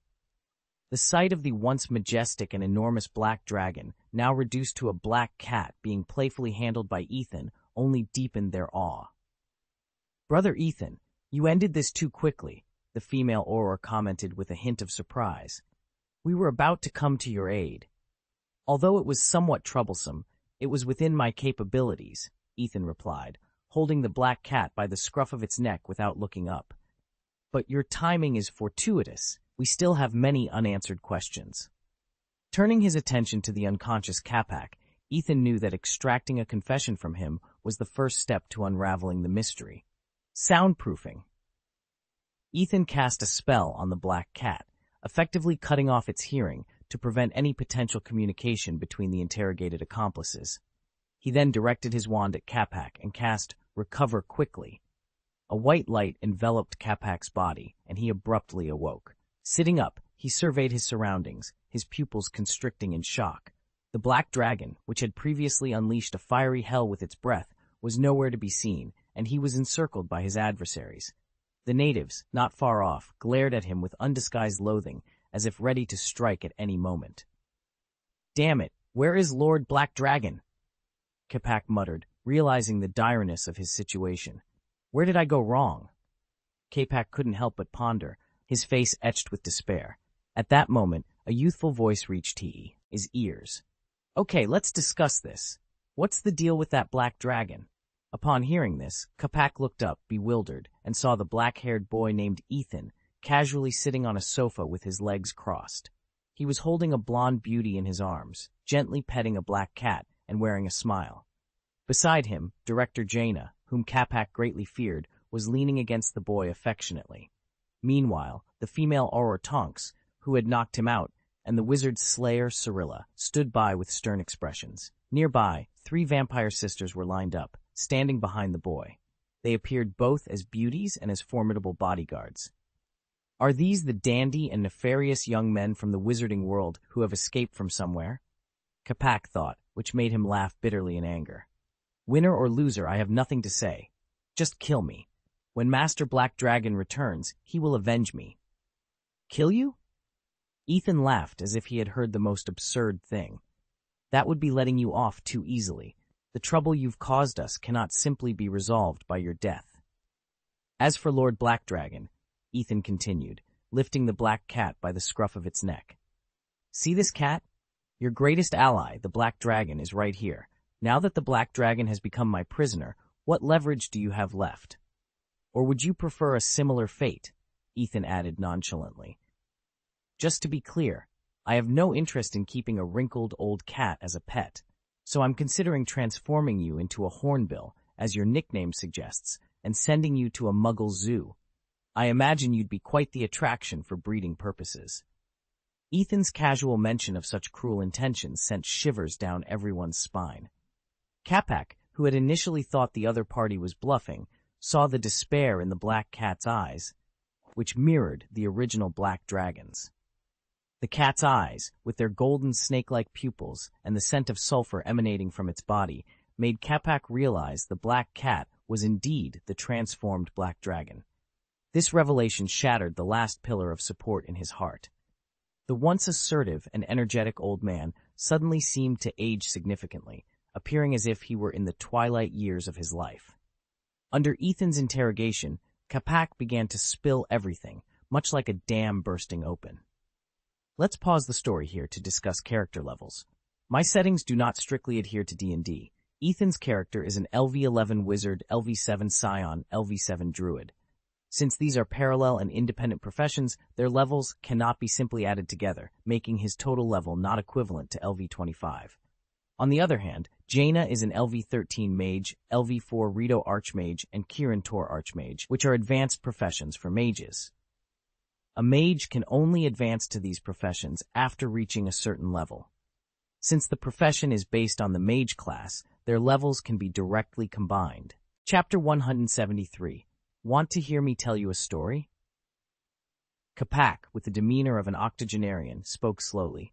Let me tell you a story about a wizard who exceeded his own capabilities in the pursuit of immortality. The story begins in the wizard's boyhood. Back then, he was the only son of a tribal shaman. The shaman's family lived next to 3 vampires who fed on human blood, posing a serious threat to the tribe's safety. However, with a powerful shaman nearby, the vampires dared not act recklessly. They only took what they needed without causing any loss of life. The shaman, wary of the vampire's power, chose not to confront them. Thus, a tacit understanding was established between the two parties, with occasional interactions. The narrative was interrupted when the old chief, puzzled, stood up and exclaimed, "Wait a minute, you said vampires never kill people? But in the past 10 years, haven't vampires killed more than 10 people in nearby tribes? How can you speak so highly of them?" His question sparked a rebuttal from the vampire, Shavarina, who, in a fit of anger, argued more fluently. "Taking an appropriate amount of blood has always been our creed. We have never caused any loss of life." "So what about our dead?" The argument was about to escalate when Ethan coughed. "Enough!" His reprimand immediately silenced the old chief, who obediently prostrated on the ground. Shavarina, though wanting to defend herself, fell silent at the sight of the black cat in Ethan's arms. Ethan then looked at Capac, who understood the cue and said, "As I continue, this matter will be explained." He resumed, "By chance, the young wizard met the vampire who had made a deal with his father. However, the vampire's strange appearance only captured his interest for a moment before he forgot about it. Yet sometimes, childhood memories play a crucial role in one's life." Years passed, and the wizard, now middle-aged, was living in the distant Yin Kingdom. Upon hearing of his father's critical illness, he returned to the tribe, taking over as shaman and the mission to protect his people. With the responsibility of the tribe on his shoulders, dealing with the vampires fell to him. He met the vampire's sisters again, unchanged from his boyhood. Seeing their eternal youth, he couldn't help but envy them as he faced his own aging. This envy gnawed at his heart, eventually turning into jealousy and an obsessive desire for immortality.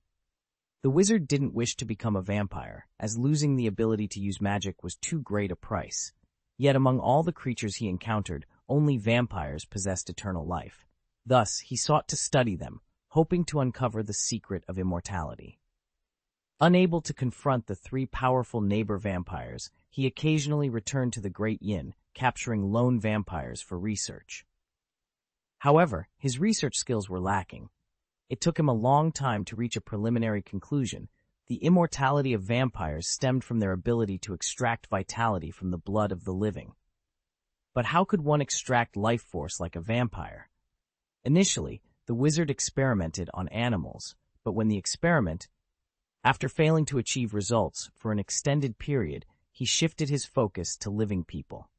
But where do these living people come from? The outside world has long been protected by the International Statute of Secrecy, and attacking muggles recklessly could easily be exposed. Moreover, the tribe is situated in a secluded area, making it challenging to venture out frequently. Consequently, the obsessed wizards turned their attention to their own tribesmen. After all, as a shaman, he had ample opportunities to act, and those 3 vampires were perfect scapegoats. I am going to kill you." The vampires and natives, once again enraged, advanced towards Capac, but slowly retreated under Ethan's stern gaze. Ethan looked at Capac, signaling him to continue. Capac nodded and proceeded. "Regrettably, wizards' research capabilities are limited, and the efficiency of extracting life force from the human body is extremely low. Each person can provide less than 1% of life force, often requiring the sacrifice of dozens to accumulate enough life force for a year. He had to kill dozens annually to prevent aging. Yet, this wasn't the worst part. The most despairing realization came when, after a few years of using the life essence, its effects began to diminish. He estimated that in less than 10 years, this method would no longer slow his aging. Desperate for a solution to avert this grim future, the old wizard frantically searched for new methods, but to no avail, until the arrival of Lord Black Dragon. At this point, Capac glanced at the black cat, his expression turning more cautious. Seeing the immense black dragon before him, the old wizard felt his end was near.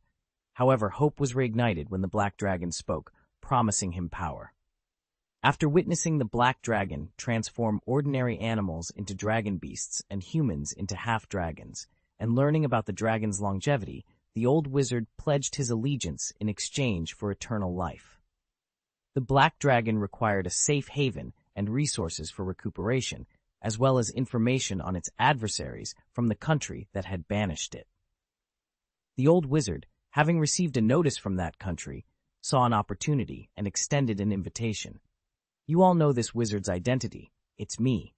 What follows is what you've witnessed these past days, and that's the entirety of the story. After finishing, Capac bowed his head and knelt silently before Ethan. Except for why you'd obey the black dragon, this is far from what I had anticipated. Ethan nodded, then asked, So where have you been hiding her? In the pyramid, Capac admitted. The black dragon can transform into a black-haired, white-skinned lady, making it easier to conceal her. However, her appearance was too distinct from the tribespeople. She claimed that was the only form she could take, so I had no choice but to hide her in the pyramid. So, we've passed by the black dragon 3 times without noticing? Ethan mused. Yes, she is a female dragon, Ethan acknowledged. But Capac was not pleased. How can you refer to Lord Black Dragon in such a manner? Don't you grasp the significance of this? That's precisely why I'm willing to follow her. If she could maintain her human form, wouldn't that mean she could grant the lifespan of a dragon to a human? This convinced me her promise was attainable.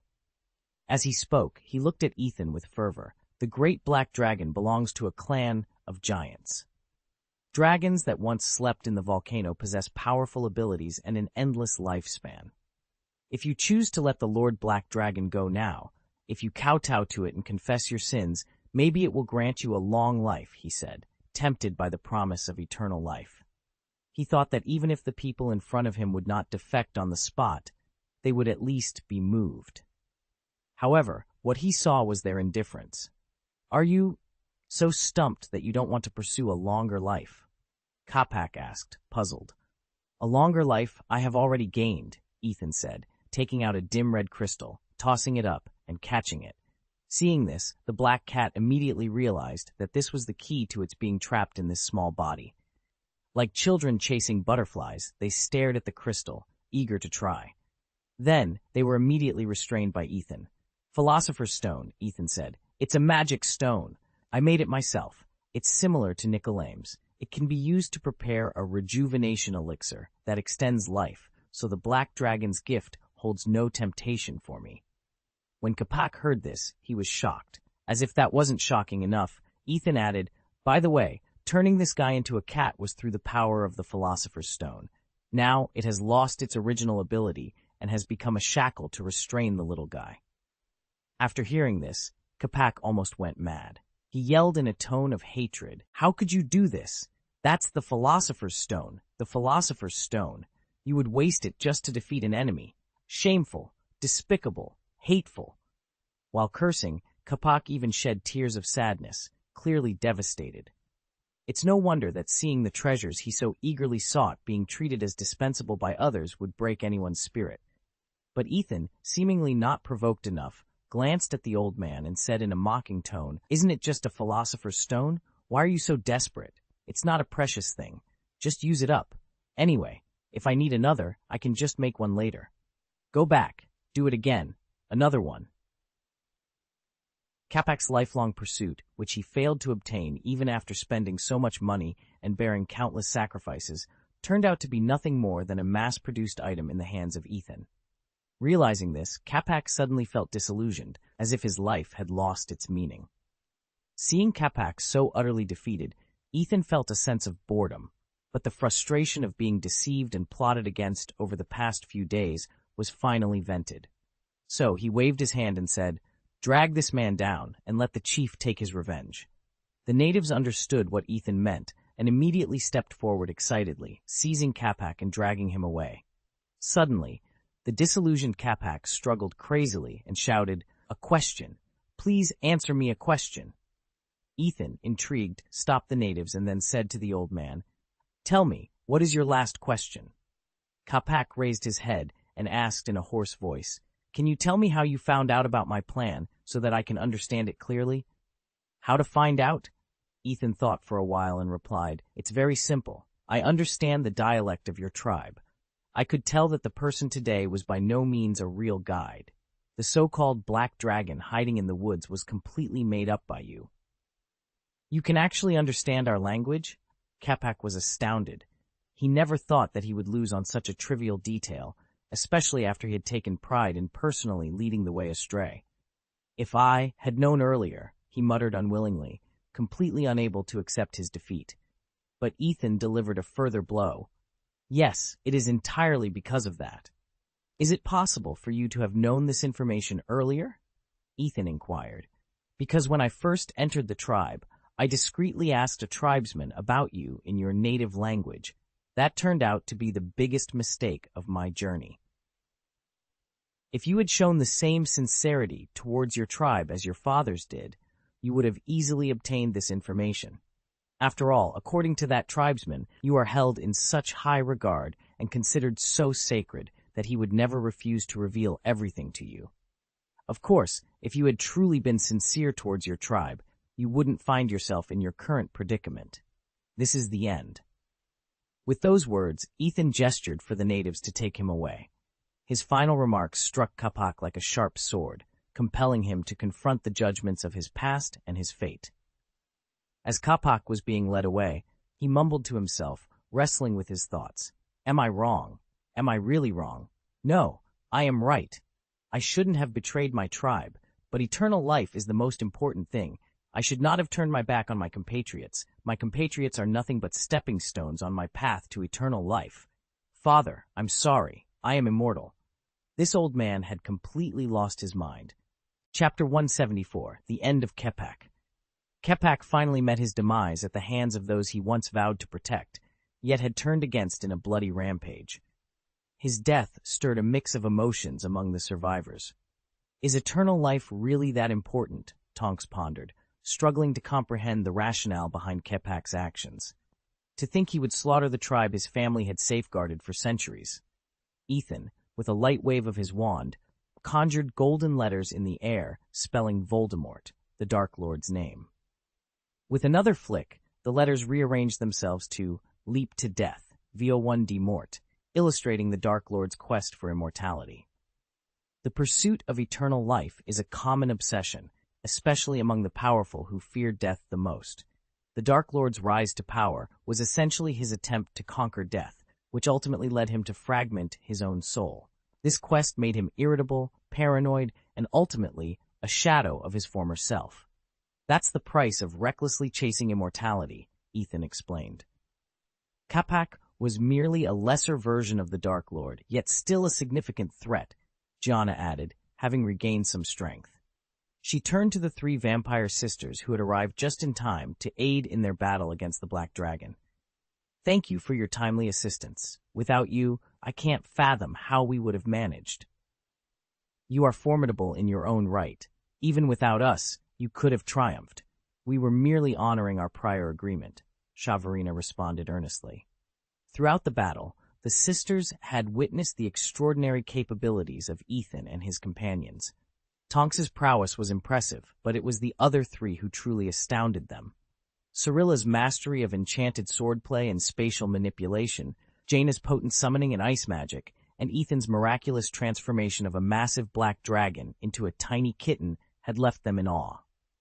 Their respect for Ethan and his friends stemmed from a mix of admiration and fear, recognizing them as formidable allies or terrifying foes. Gianna, however, was puzzled by Chavarina's mention of an agreement. An agreement? With whom?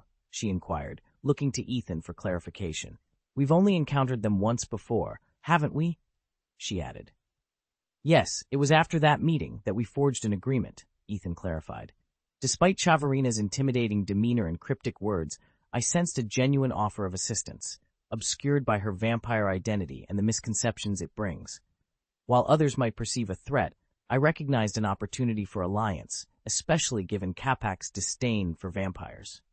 Ethan's insight into the true nature of words and intentions had paved the way for this unexpected alliance, demonstrating his keen judgment and strategic foresight.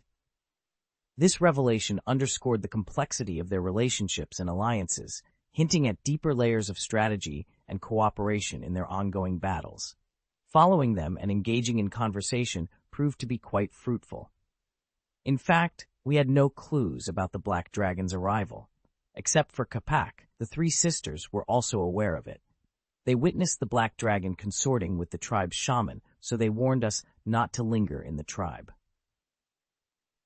Now that the existence of the Black Dragon was confirmed by them, my next move was clear. I arranged with them to signal us when the Black Dragon appeared, and they agreed to assist. Meanwhile, I also advised you to prepare for a potential attack. As it turned out, everything unfolded as expected. Ethan concluded his recount of the night's events with a smile. Jaina commended him. As expected of you, Ethan, your strategic planning and ability to seize opportunities far surpass mine. Tonks and Cyrilla felt a shiver run down their spines after hearing this. Was there such a conspiracy behind everything? But how did you persuade them to act? Cyrilla asked, curiosity piqued. She glanced at Ethan's handsome face, which she found irresistibly attractive, and then at the three peculiar vampires, feeling a sudden chill. What are you thinking? Ethan playfully scolded, tapping Cyrilla on the head. I negotiated while in the form of a small animal. We would never resort to such measures. At that moment, Shavarina and her sister Sena approached Ethan and the others, bowing respectfully. Actually, we are the ones who should be grateful. You are merely visitors here. Faced with such a formidable enemy, you could have easily walked away. It was our duty to confront this Black Dragon. Your decision to intervene shows your kindness and empathy towards us, the indigenous people. We cannot thank you enough. It's no problem at all, Ethan responded with a wave of his hand. We each had our own reasons. No, you deserve a reward for your noble actions, Shavarina insisted. Just then, Kajili, who had left earlier, hurried back with an animal skin package in his hands. Upon opening it, they found it filled with gems, snake skins, animal teeth, and other assorted materials. These are our treasures. Please accept them, Shavarina urged, pushing the package towards Ethan. Ethan accepted the gift without hesitation, embracing it warmly. The three vampires, having lived in the forest for an extended period and adopted a wild lifestyle, were known for their straightforward and generous nature. Now that we've accepted your gift, we are friends. You must visit us the next time you're here, they said, before disappearing into the jungle. With Capac gone and the vampires departed, all the outsiders present began to leave. Even the indigenous people, under the old chief's guidance, withdrew respectfully. The area was left to Ethan and his companions, now the only ones remaining. It was time to confront the Black Dragon. The four of them turned their attention to the small cat. The once mighty Black Dragon, accustomed to relying on its own strength, was now trapped in a frail body, experiencing vulnerability and helplessness for the first time. Today, there will only be 4 updates, but additional updates will resume tomorrow. Chapter 175. Facing the oppressive looks of the 4 people, the Black Dragon made a choice that was quite unexpected. Like a true kitten, he lowered his head and solemnly licked his paws, acting as if nothing had happened. Do you still have the dignity of the Dragon Clan? Can you tolerate this? Ethan's voice, tinged with gloom, faintly reached the kitten's ears. Since you're so fond of being a kitten, you might as well remain one for the rest of your life. I'll take you to a pet shop later and have you neutered like an ordinary pet cat. Neutered? The word made the little black cat leap up in fright, meowing loudly. Who dares to meow? Then, catching sight of Ethan's stern face, he slumped into dejection once more. Wow, kittens can actually talk? Tonks exclaimed in surprise. How is that fresh news? You've known she could talk. This kitten is a dragon in disguise. If she couldn't speak, how do you think she bewitched Capac? Ethan said, his tone a mix of exasperation and helplessness. He hadn't anticipated such a commotion. Her outburst had dissipated all the momentum he had built up. But it's peculiar for dragons to talk, Tonks mused, her hair turning a curious shade of yellow. I know dragons can be very intelligent, but I've never encountered one that could speak. That's because this dragon isn't a local native, but comes from another world, Ethan revealed calmly, delivering a shocking truth. Do you know that I come from another world, Nia? The little black cat was astounded. She actually comes from another world? Tonks's hair shifted to a surprised bright purple. Ethan glanced at Cyrilla and then at Jaina. After receiving nods from both, he solemnly addressed Tonks. Listen, Nymphadora, what we're about to share stems from our absolute trust in you. You must promise that what you hear next remains a secret, not to be disclosed to anyone, no matter how close you are to them, including your parents. Realizing the gravity of the situation, Tonks nodded earnestly. I swear, everything I learned today will be kept as my personal secret and not revealed to anyone. Very good, Ethan nodded with satisfaction. Let me tell you, in fact, not only this black dragon, but Cyrilla, Jaina, and we all come from another world. You're actually from another world? Tonks seemed to see her companions in a new light. Oh my God, I had no idea. This is so strange. Strange indeed, Ethan agreed.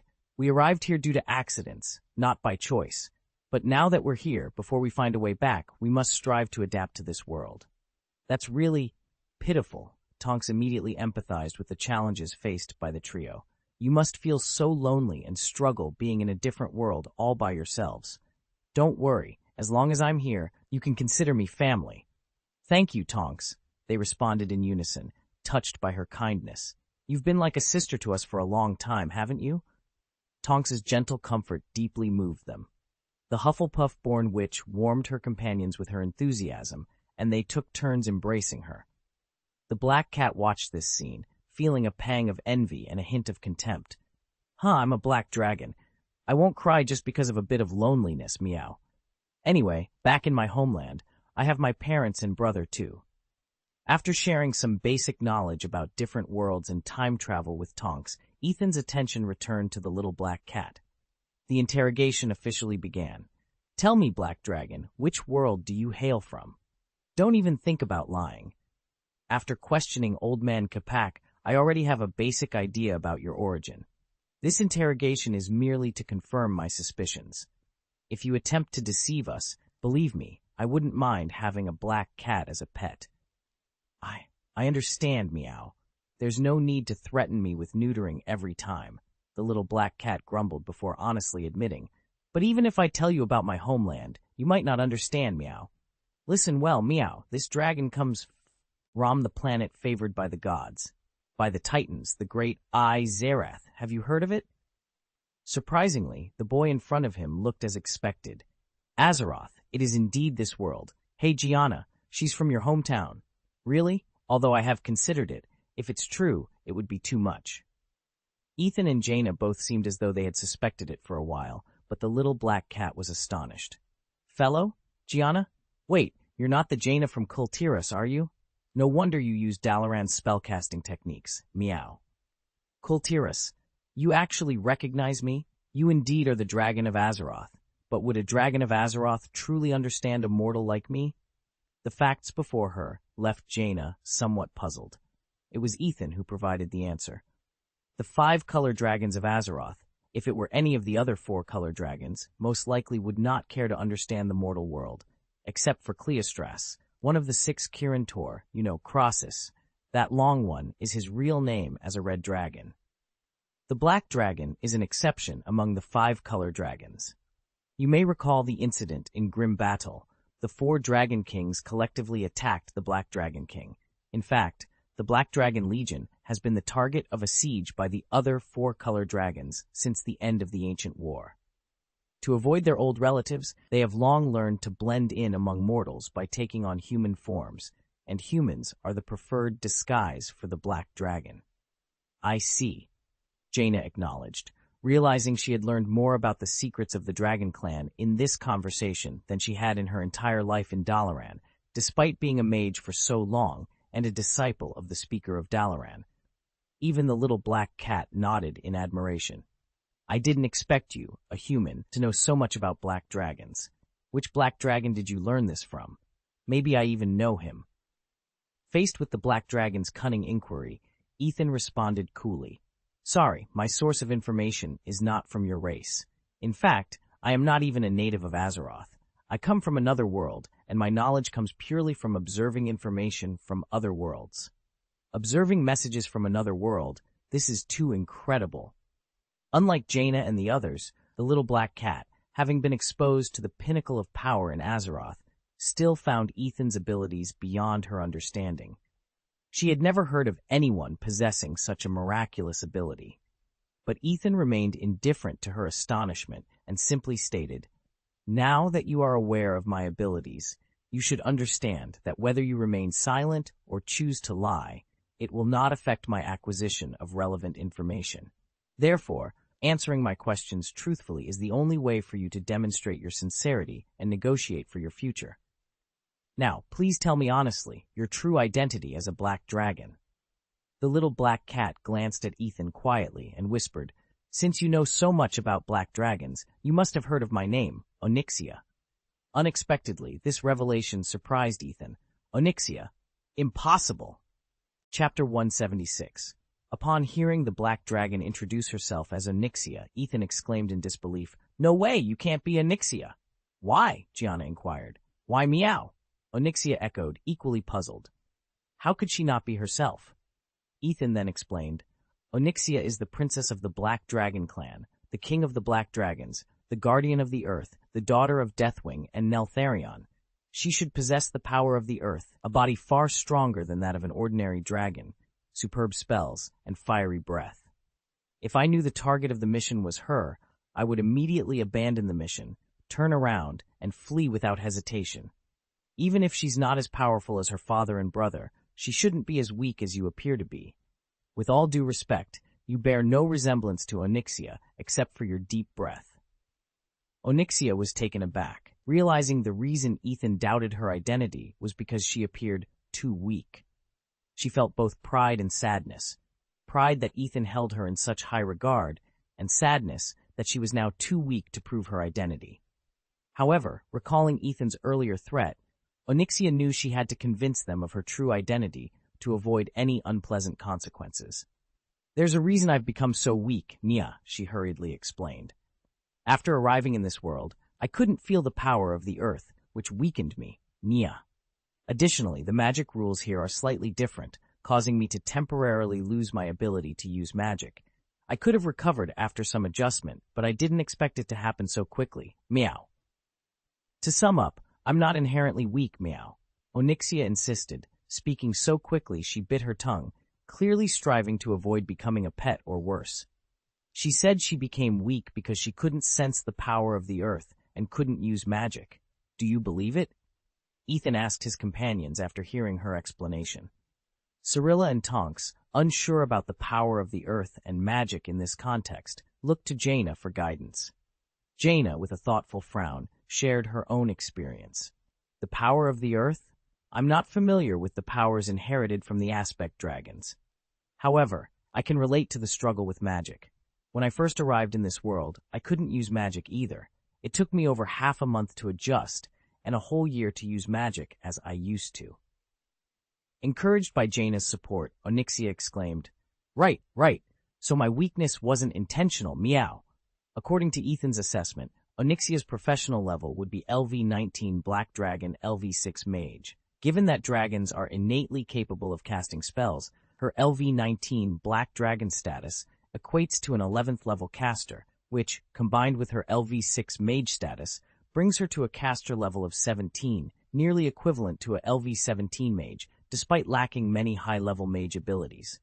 If Onyxia truly lost her spellcasting ability upon arriving in this world, it's understandable why her strength diminished. "Okay, I'll accept half of your reasoning," Ethan conceded, seeing Onyxia's hopeful gaze. "But you still need to provide further proof, something uniquely Onyxia." Onyxia felt cornered, likening herself to a fish out of water under Ethan's relentless scrutiny. Something unique to me, she pondered desperately. Then, inspiration struck. "I've got it, meow. I can share my experiences in Azeroth before I came here.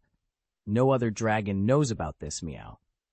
I transforming into a human and mingling with the nobles of the Kingdom of Stormwind under the name Katrana Prestor. After the victory of the Second Orc War, I returned to the Kingdom of Stormwind with King Varian Wrynn to restore the kingdom. I relied on magic and negotiation skills to become a high-level executive in Stormwind City. I also secretly corrupted the nobles, instigated conflicts between the stonemasons of Stormwind City and the nobles, bankrupted the stonemason brotherhood, triggered their riots, and accidentally killed Varian's Queen Tiffin. Taking advantage of Varian's inner grief and his neglect of government affairs, I became the de facto controller of Stormwind City. Before traveling through time, I was even leading the formation of reinforcements to support Lordaeron, which had just been captured by the undead scourge. But before she could finish speaking, she was interrupted by Gianna. "Wait, you said Lordaeron has just fallen to the undead disaster? The undead disaster has just happened?" Jaina looked serious and asked hurriedly, "When you traveled through the Dark Portal, which year was it?" "Dark Portal 20 years ago. What's going on?" Onyxia was a little confused. "But when I traveled through the Dark Portal, it was also 20 years ago, but at that time, Arthas had just led the Scourge of the Undead to capture Lordaeron. In other words, the time you traveled through was only a little longer than mine. But your time after traveling to this world was 12 years behind." Gianna analyzed, coming to the conclusion, time seems to pass at different speeds in different worlds. In other words, if I could return to Azeroth, I wouldn't have to worry about seeing my old relatives. When she thought of this, the Princess of Kultiras felt much better. "So, I passed, right?" Onyxia tried to seize every opportunity to please. Jaina heard this, but she just smiled gently. "You still have to ask Ethan about this kind of thing. We all let him make the decision." "Damn it, you are the disciple of the majestic speaker of Dalaran, and you are also the deputy director of the Department of Magical Law Enforcement in this world. You are so many years older than the other party, and you actually let that boy make the decision. Where is your dignity? Where is your arrogance?" But on the surface, Onyxia did not dare to show any complaints on her kitten face, but looked at Ethan obediently. Ethan nodded, then shook his head. "Even with this information, I can assume that you heard it from hearsay and there is no basis for it. Damn it, how can you be satisfied? This won't work, and that won't work either." The little black cat almost collapsed. Then she saw Ethan showing a mysterious smile. "I heard that the dragon's spell of turning into a mortal is very powerful. Not only can it not be detected by ordinary spells after turning into a mortal, but it can also possess various characteristics of a mortal, and can even have offspring with mortals. But this spell has only one drawback. That is, you can only select a specific race and cannot adjust the transformed appearance. In other words, a mortal who transforms into a dragon can only have one face. So, Miss Onyxia, why don't you show yourself as a mortal and let us see if you are Countess Katrana Prestor?" Onyxia found that she still underestimated Ethan's understanding of dragons. He actually knew such a thing? Indeed, the reason why the dragon's transformation spell is more powerful than any transformation spell is because this spell essentially allows the dragon to become themselves in a mortal state. The characteristics of a mortal are completely determined by the characteristics of the dragon. This also means that the face of the mortal is the same as the face of the dragon. It is his original face and cannot be changed. Using this method, it is indeed possible to identify 100% whether she is Onyxia or not. There is only one problem. I'm just a little kitten. I don't have the ability to transform. "It doesn't matter," Ethan replied, his voice calm, yet carrying an underlying confidence. "You don't think my limiter only functions as a switch, do you?" Ethan said with a slight smile, showcasing the dark red crystal in his hand. "Next, I'll adjust the crystal's bindings a bit to allow you to transform into a human. But if you attempt to break free during this process, you'll be doing so at your own risk." As he spoke, he gently touched the crystal. Onyxia immediately felt the restraint on her malevolent transformation loosen. She experienced a long-lost sense of relaxation, as if a small part of her powerful energy was being liberated from a confined space. As a black dragon and the daughter of Deathwing, Onyxia was naturally not one to easily submit. Her compliance up until now was solely due to the circumstances being beyond her control. However, out of caution, she did not rashly revert to her true form. Instead, she obediently transformed into a human. Thus, the figure sitting on Ethan's lap was no longer a black cat, but a mature and glamorous woman with black hair and a shawl draped over her shoulders. This woman was none other than Countess Katrana Prestor of Stormwind City. "This time, I believe you are indeed Onyxia," Ethan finally acknowledged upon seeing her transformation. Katrana, pleased with his recognition, threw a charming wink at him, which incited jealousy and anger in Cirilla, Jaina, and Tonks. They were about to confront her when she suddenly attempted to forcefully revert to her dragon form. However, she discovered that the strange restraint that had been placed on her reacted with even greater force, causing her body to shrink dramatically, even smaller than her black cat form, turning her into a black mouse. "Haha, I did say that attempting to break free would be at your own risk. It seems you really are disobedient," Ethan remarked as he nonchalantly placed the panicked little black mouse into his pocket. "Do you believe she was Onyxia?" Cirilla asked curiously, noting Ethan's lack of surprise at Onyxia's human form. "Not entirely convinced," Ethan admitted. "Without the power of the earth and the ability to cast spells, Onyxia's behavior is consistent with that of a slightly more powerful ordinary black dragon. But as long as there's even a 1% chance of deception, I can't fully trust her. That's why we need to verify it." "All excuses," Tonks retorted, skeptical of Ethan's motives. "I think you just wanted to torment her this time." "She has caused us so much trouble. Isn't it justified?" Ethan responded matter-of-factly. He then addressed the group. "Now that we've clarified everything necessary, we need to decide how to deal with her. Do we kill her or keep her? Capture or release?" "Of course, kill her," Tonks declared vehemently. "Infiltrating the kingdom, corrupting nobles, inciting conflicts, framing the lower class, and usurping royal power. None of these actions are those of a good person." Jaina concurred. "Tonks is right. Since she's the daughter of Deathwing and inherently our enemy, why should we keep her?" Cirilla also voiced her agreement. "Exactly. This little fiend dared to seduce you right in front of us. She should have been dealt with long ago." Ethan, ignoring their personal grievances, stated seriously, "I believe she can stay, provided we can control her. Despite her actions as Countess Katrana Prestor, we must acknowledge her capabilities in navigating and manipulating power structures. She managed to integrate into the aristocratic circle undetected, securing a dominant position and influencing many. This is a skill set we currently lack and could benefit from. We could grant her a certain degree of freedom to replicate her previous strategies in this world. I believe that the Ministry of Magic bureaucrats and various families in this world could use someone of her talent. No one is more clever than the nobles of Azeroth." After listening to Ethan's words, the three of them nodded in agreement. Indeed, whether it's Ethan, who pursues a rigorous academic path, or Gianna, who follows a strict bureaucratic route, the groups they can control and influence are limited. They cannot cover all aspects. At this point, a Countess of Presto is necessary to integrate the areas they cannot reach. If Onyxia can truly accomplish this, then their influence in the entire magical world could significantly expand. But what if she loses control? Cirilla still harbored some concerns. It depends on whose magical contract is stronger, hers or mine, Ethan replied with confidence.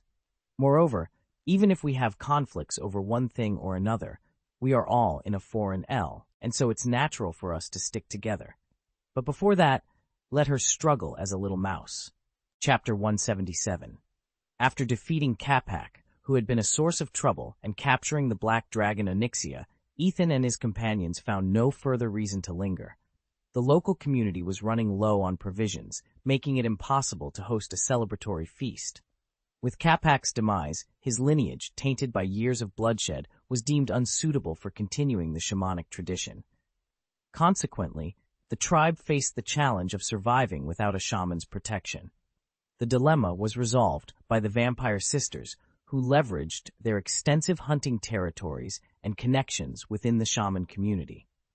Their strength and restraint in feeding earned them respect among the shamans of smaller tribes. They reached out to a shaman from a native tribe who was contemplating his succession due to having 2 sons and being advanced in age. This tribe, now without a shaman, provided a solution to his predicament by welcoming his additional son. Following Ethan's introduction of the feathered serpent, the tribe initiated a movement to transform their god statues. Abandoning most of their traditional depictions, they chose to model a new feathered serpent statue after Ethan's Quetzalcoatl. Witnessing the majestic creature firsthand inspired lifelike renditions that quickly gained popularity among neighboring indigenous tribes, securing their reputation as master craftsmen of deity statues. The site of Ethan's confrontation with Onyxia, now barren from the dragon's fiery breath, became a sacred place. Dubbed the site where Quetzalcoatl subdued the devil, it attracted numerous natives for annual worship. Ethan and his companions' deeds were immortalized in the oral epics of these people, earning widespread acclaim. Should this reverence persist, they would undoubtedly become mythological heroes. However, these developments unfolded after Ethan and his party had departed, bearing no direct relevance to them. Following their plan, they embarked on an enriching journey across Peru. They marveled at Machu Picchu, basked in the beauty of the Andes, lounged on the golden beaches of Paracas, amidst flamingos and Humboldt penguins, explored the vibrant Rainbow Mountain, and witnessed the ethereal reflection of the sky on the vast Uyuni salt flats. Their South American adventure spanned over 3 weeks, culminating in their return to the Yin Kingdom. In the ensuing 3 months, Onyxia was relieved from her punitive form as a mouse, slightly improving her situation by regaining her feline form. This improvement came at a cost. She was required to provide a sufficient supply of blood. Ethan utilized this blood in a combination of transformation and alchemy, crafting a replica of Onyxia's head from the skull of an ordinary fire dragon.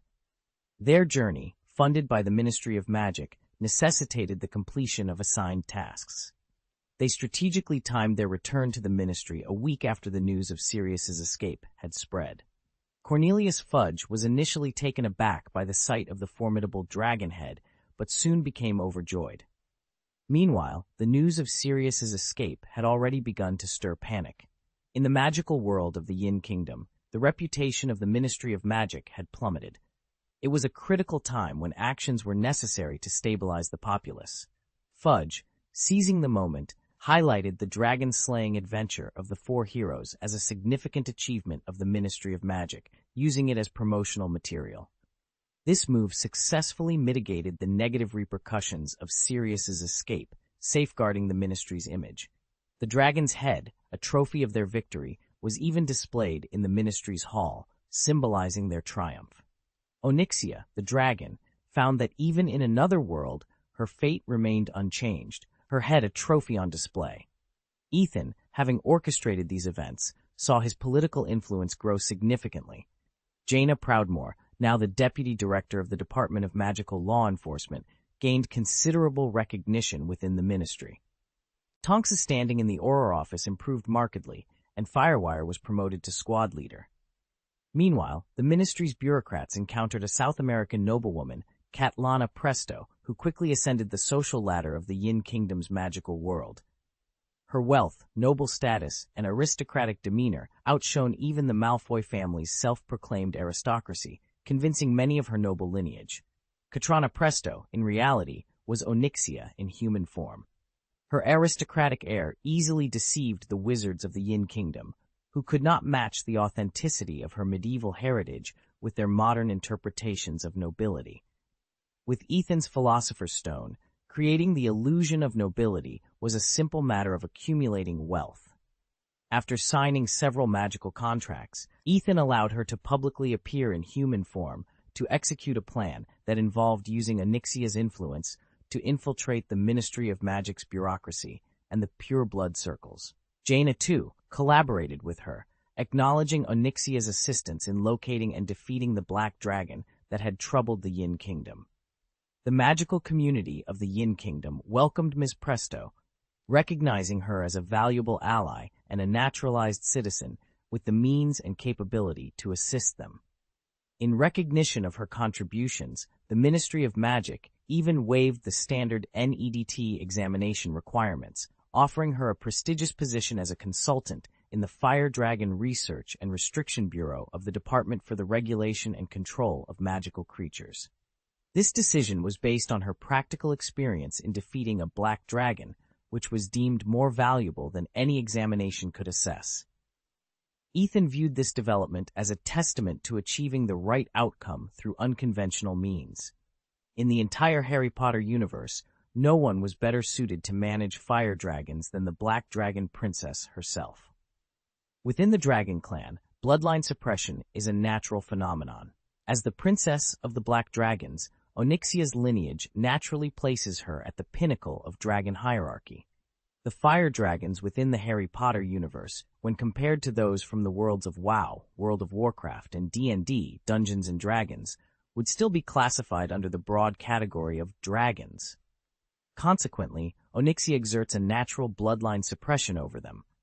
Whenever a fire dragon causes trouble, the mere presence of Onyxia transforms these rebellious creatures into docile beings, akin to obedient cats. Chapter 178. Return to Peace. After their adventurous trip to South America, Ethan's summer vacation life settled back into its usual tranquility. He and Cyrilla continued their peaceful existence in the tower. Hermione, who was spending her vacation in France, would occasionally send letters, sharing insights and stories from her travels. Their neighbor, Luna, often visited, and Ethan frequently used the Flu network to visit her in return, sometimes staying for a few days. This trip to South America had significantly strengthened the bonds among the four friends. Meanwhile, Onyxia had purchased a manor near Jaina's home, beginning to cultivate her image as a descendant of the aristocracy with steady determination. As the days slipped by, the comfortable lull of Ethan's summer vacation gradually drew to a close. The first day of school was upon them once again. Ethan, prepared and eager, packed his luggage early and headed to the platform with Cyrilla. "Hi, Cyrilla," and Ethan. Pinello, with his long curly hair, immediately spotted the duo as they crossed the partition wall. He approached them with a bright smile. "Long time no see, Pinello," Ethan greeted. "Hello, Senior," Cyrilla added, her tone respectful yet warm. "I saw you in the newspaper again," Pinello said, his surprise evident. "You seem to find adventure wherever you go." "It's really not our fault this time. You know we were invited by the Ministry of Magic," Ethan clarified, hoping to set the record straight, yet acknowledging the thrill of their experiences. As Cyrilla and Pinello exchanged stories about their summer adventures in South America, their conversation was suddenly interrupted by an excited voice. "Ah, Pinello!" It was Percy Weasley, who approached with a swagger, his red hair neatly combed and his chest puffed out, proudly displaying his shining badge for all to see.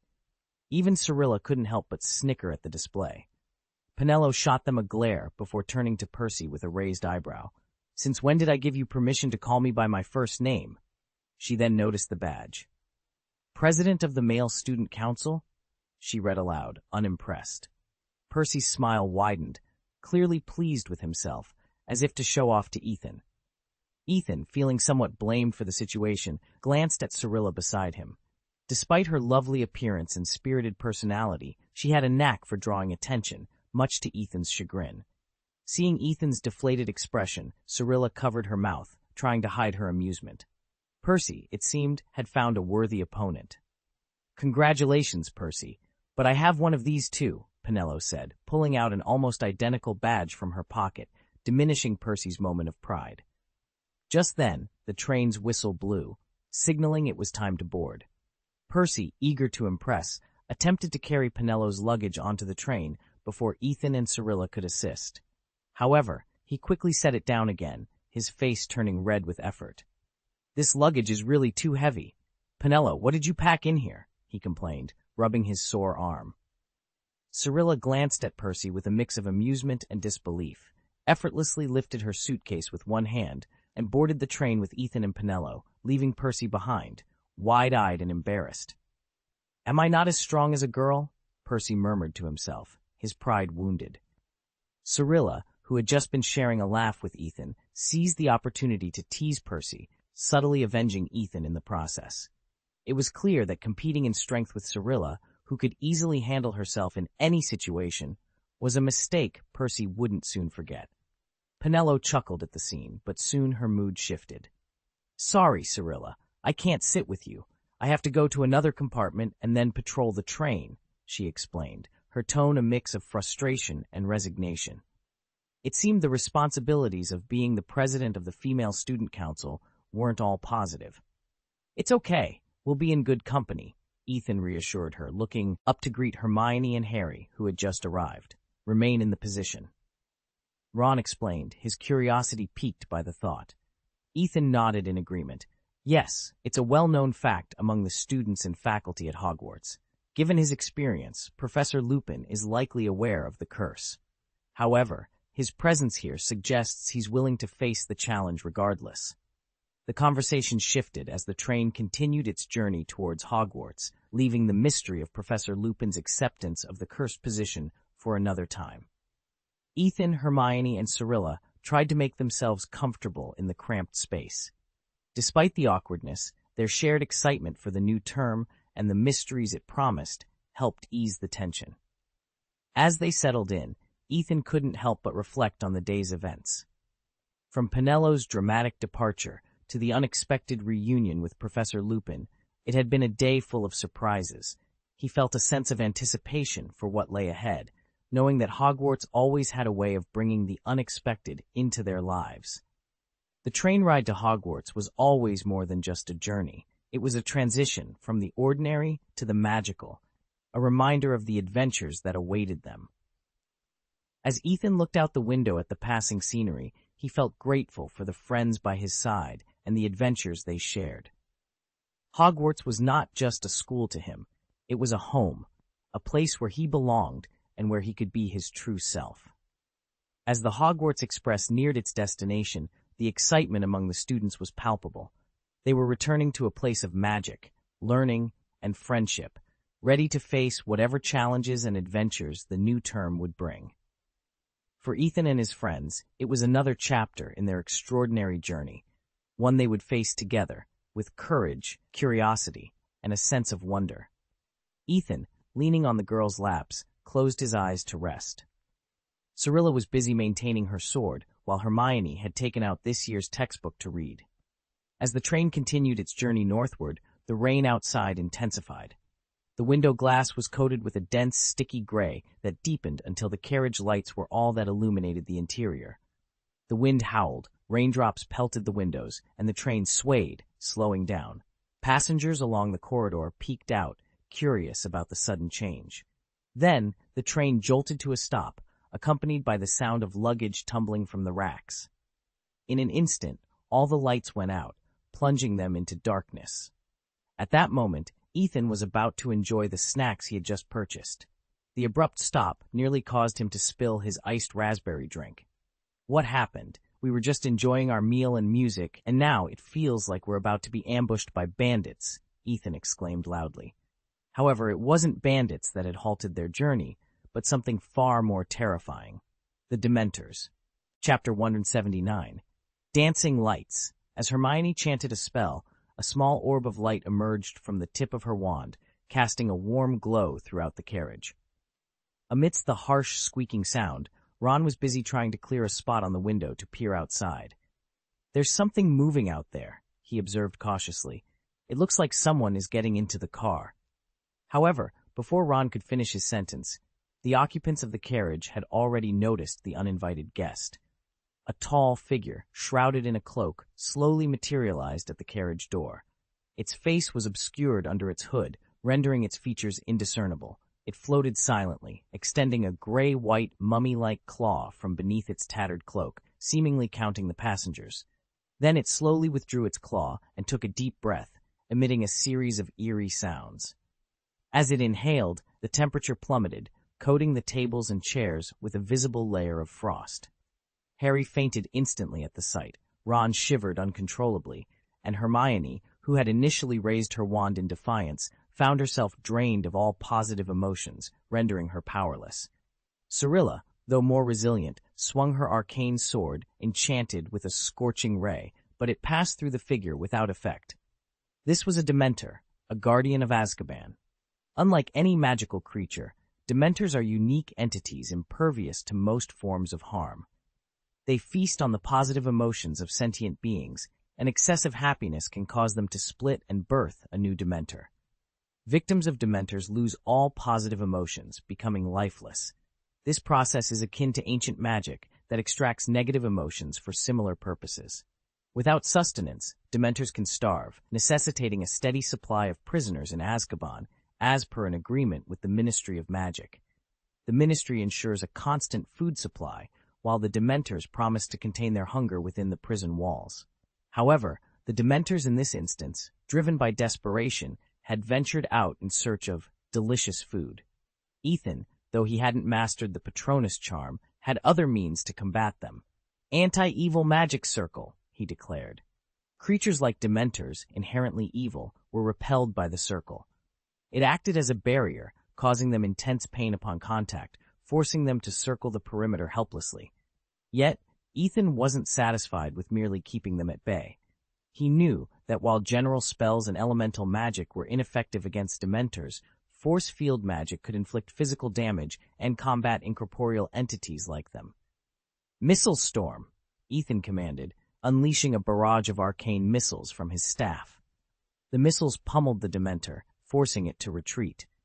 With the immediate threat neutralized, Ethan retrieved several chocolate frogs from his snack stash and distributed them among the carriage's occupants. "Eat this. It'll help," he advised, popping one into his mouth. The sweet treat brought a sense of relief and a glimmer of happiness back to the somber atmosphere. Heat flowed to the tips of Ethan's toes and fingers, alleviating the uneasiness caused by the Dementors. Suddenly, a scream full of terror echoed from outside the compartment. Cirilla immediately ran out upon hearing it, and Ethan, dropping his chocolate, followed closely behind. Hermione, having just regained her senses, wanted to follow, but was momentarily incapacitated due to a recent attack and couldn't move. Several Dementors were patrolling the train corridor, their hazy figures casting an eerie presence in the dark. "It's Penelo," Cirilla shouted, noticing that the female student president, Penelo, was surrounded by 4 Dementors. Cirilla attempted to intervene with her arcane sword, but it failed her once again.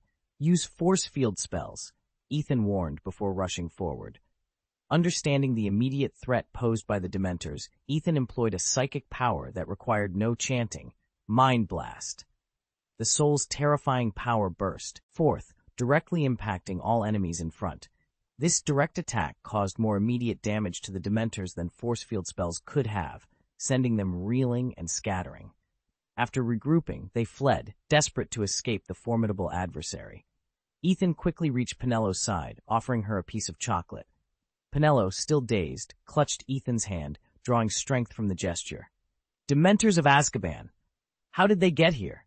Ethan pondered aloud. "They were probably sent to capture Sirius Black, who escaped from prison. But it seems the Ministry of Magic's pets have gone rogue," Ethan remarked, eyeing the regrouping Dementors. "There are more of them," Ethan observed, sensing the Dementors' renewed aggression, possibly seeking revenge. As they charged towards Ethan, Penelo shivered, feeling an intense cold envelop the carriage. "Have no fear, Penelo. Think of happy things," Ethan encouraged, gripping his wand tightly despite the penetrating chill and the mist clouding his vision. "Force Ball!" Cirilla finally cast the correct spell, her arcane sword glowing with an aura of readiness. Then, from behind Ethan, a voice commanded the Dementors to leave, asserting that Sirius Black was not hidden among them. It was Professor Lupin, wand in hand, scolding the Dementors. Unmoved, the Dementors seemed intent on attacking Ethan. "Call to God for protection." Seeing his efforts were in vain, Lupin cast a spell, summoning a silver wolf from his wand that charged at the Dementor. The Patronus caused the Dementors to retreat, albeit temporarily, but it cleared the fog from Ethan's eyes. Inspired, Ethan recited the same spell, summoning an incompletely formed Quetzalcoatl from his wand. Penelo watched in fascination as Ethan's Patronus, a majestic creature, spread its wings, causing the Dementors to scatter. Call to God for protection. Cirilla joined the fray, her lion-like Patronus adding to the defense. The female student council president, refusing to be outdone, also attempted the Patronus charm. She had known the spell for a long time, but had never successfully cast it until now. "Cast it. Call God. Call God." Penelo gritted her teeth and persisted, recalling the scene where Ethan saved her just now. Call to God for protection. A wisp of silver mist floated from Penelo's wand, forming several almost shapeless white clouds. This was already an initial success.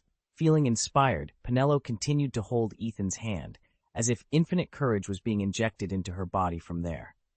Call to God for protection. This time, what escaped from the tip of her wand was no longer just a cloud of mist, but a silvery animal. It flew nimbly away from them, followed by the feathered serpent, lion, and wolf, rushing towards the large group of Dementors. The four patron saints attacked together with astonishing power. The Dementors began a general rout, all disappearing into the darkness, and finally being driven out of the carriage. Penelo's Patronus turned around and ran slowly towards its owner through the calm corridor of the train. They finally saw its full picture, a shining eagle. She is actually an eagle, worthy of being the head girl of Ravenclaw, Ciri admired with a smile. Penelo looked at her Patronus happily and stretched out her hand to touch the shining silver eagle, but it disappeared. What a good guardian angel! Professor Lupin looked at the three of them with admiration, but his eyes lingered on Ethan for a long time. Professor, what's wrong with me? Ethan asked, puzzled. At your age, to be able to successfully cast the Patronus charm is truly extraordinary. And, Professor Lupin paused and then said, as far as I know, among modern wizards, there is only one Dumbledore who can use a magical creature as his Patronus. But unlike you, his Patronus is a phoenix. After carefully observing Ethan, he concluded, perhaps you will do great things in the future. Dumbledore is the greatest white wizard in history. Ciri on the side nodded repeatedly, showing a proud expression. Even Penelo, who originally had a slight conflict with Ethan, felt the same. Just then, the Hogwarts Express made a long blast, the train started moving again, and the lights turned on again. Ethan, thank you for saving my life. Penelo held Ethan's hand tightly and said gratefully. It seemed that she was worried that Cirilla was by her side. After she finished speaking, she thanked her best friend again and again, but her eyes still drifted to Ethan from time to time. After what happened just now, the relationship between the two seemed to be different. It's nothing. Your guardian angel is really great. Ethan waved his hands repeatedly. Without you guys, I wouldn't have been able to successfully use the Patronus charm, Penelo said in a sincere tone. Then she shook her beautiful curly hair. Ciri, Ethan, I still have to patrol the train and comfort the frightened little wizards, so I'll go first. As she said that, she strode away with firm steps. She is very responsible and a good girl. Looking at the girl's back, Professor Lupin praised. Of course, she is our Ravenclaw head girl, Ethan replied casually. The three of them walked towards the compartment. In Ethan's compartment, Harry had woken up and sat on the seat again, but the cold sweat on his forehead showed that his situation was not optimistic. Ron was huddled next to him, looking as bad as Harry. He held Harry's arm tightly, as if that was his only hope. Hermione had to take care of two people by herself and seemed a little at a loss. Are you okay? Ethan asked, puzzled. Didn't you eat those chocolate frogs? As he said that, he picked up the chocolate frogs from the ground and fed them into their mouths. These little guys had jumped around and made a mess on the floor. Look, you guys know how to handle this situation. Professor Lupin came in and looked at Ethan with more approval. Sorry, I can't stay here to help. I need to talk to the driver. After confirming that Harry and Ron were fine, Professor Lupin hurried past Ethan and disappeared. Stepping into the corridor, I am pleased to announce that the move has been completed. From today onwards, we will resume our regular updates.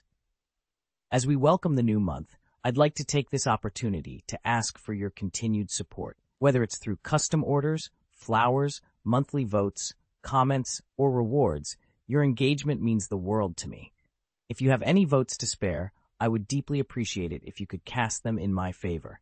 Your support is incredibly important to me. Chapter 180. Despite the chocolate frog's energetic leaps on the ground, they remained a delightful treat. Harry and Ron, previously overwhelmed by the Dementor's presence, now appeared significantly recovered. I don't understand. What just happened? Harry, wiping the cold sweat from his brow, was puzzled about his fainting spell. It's the Dementors, Harry.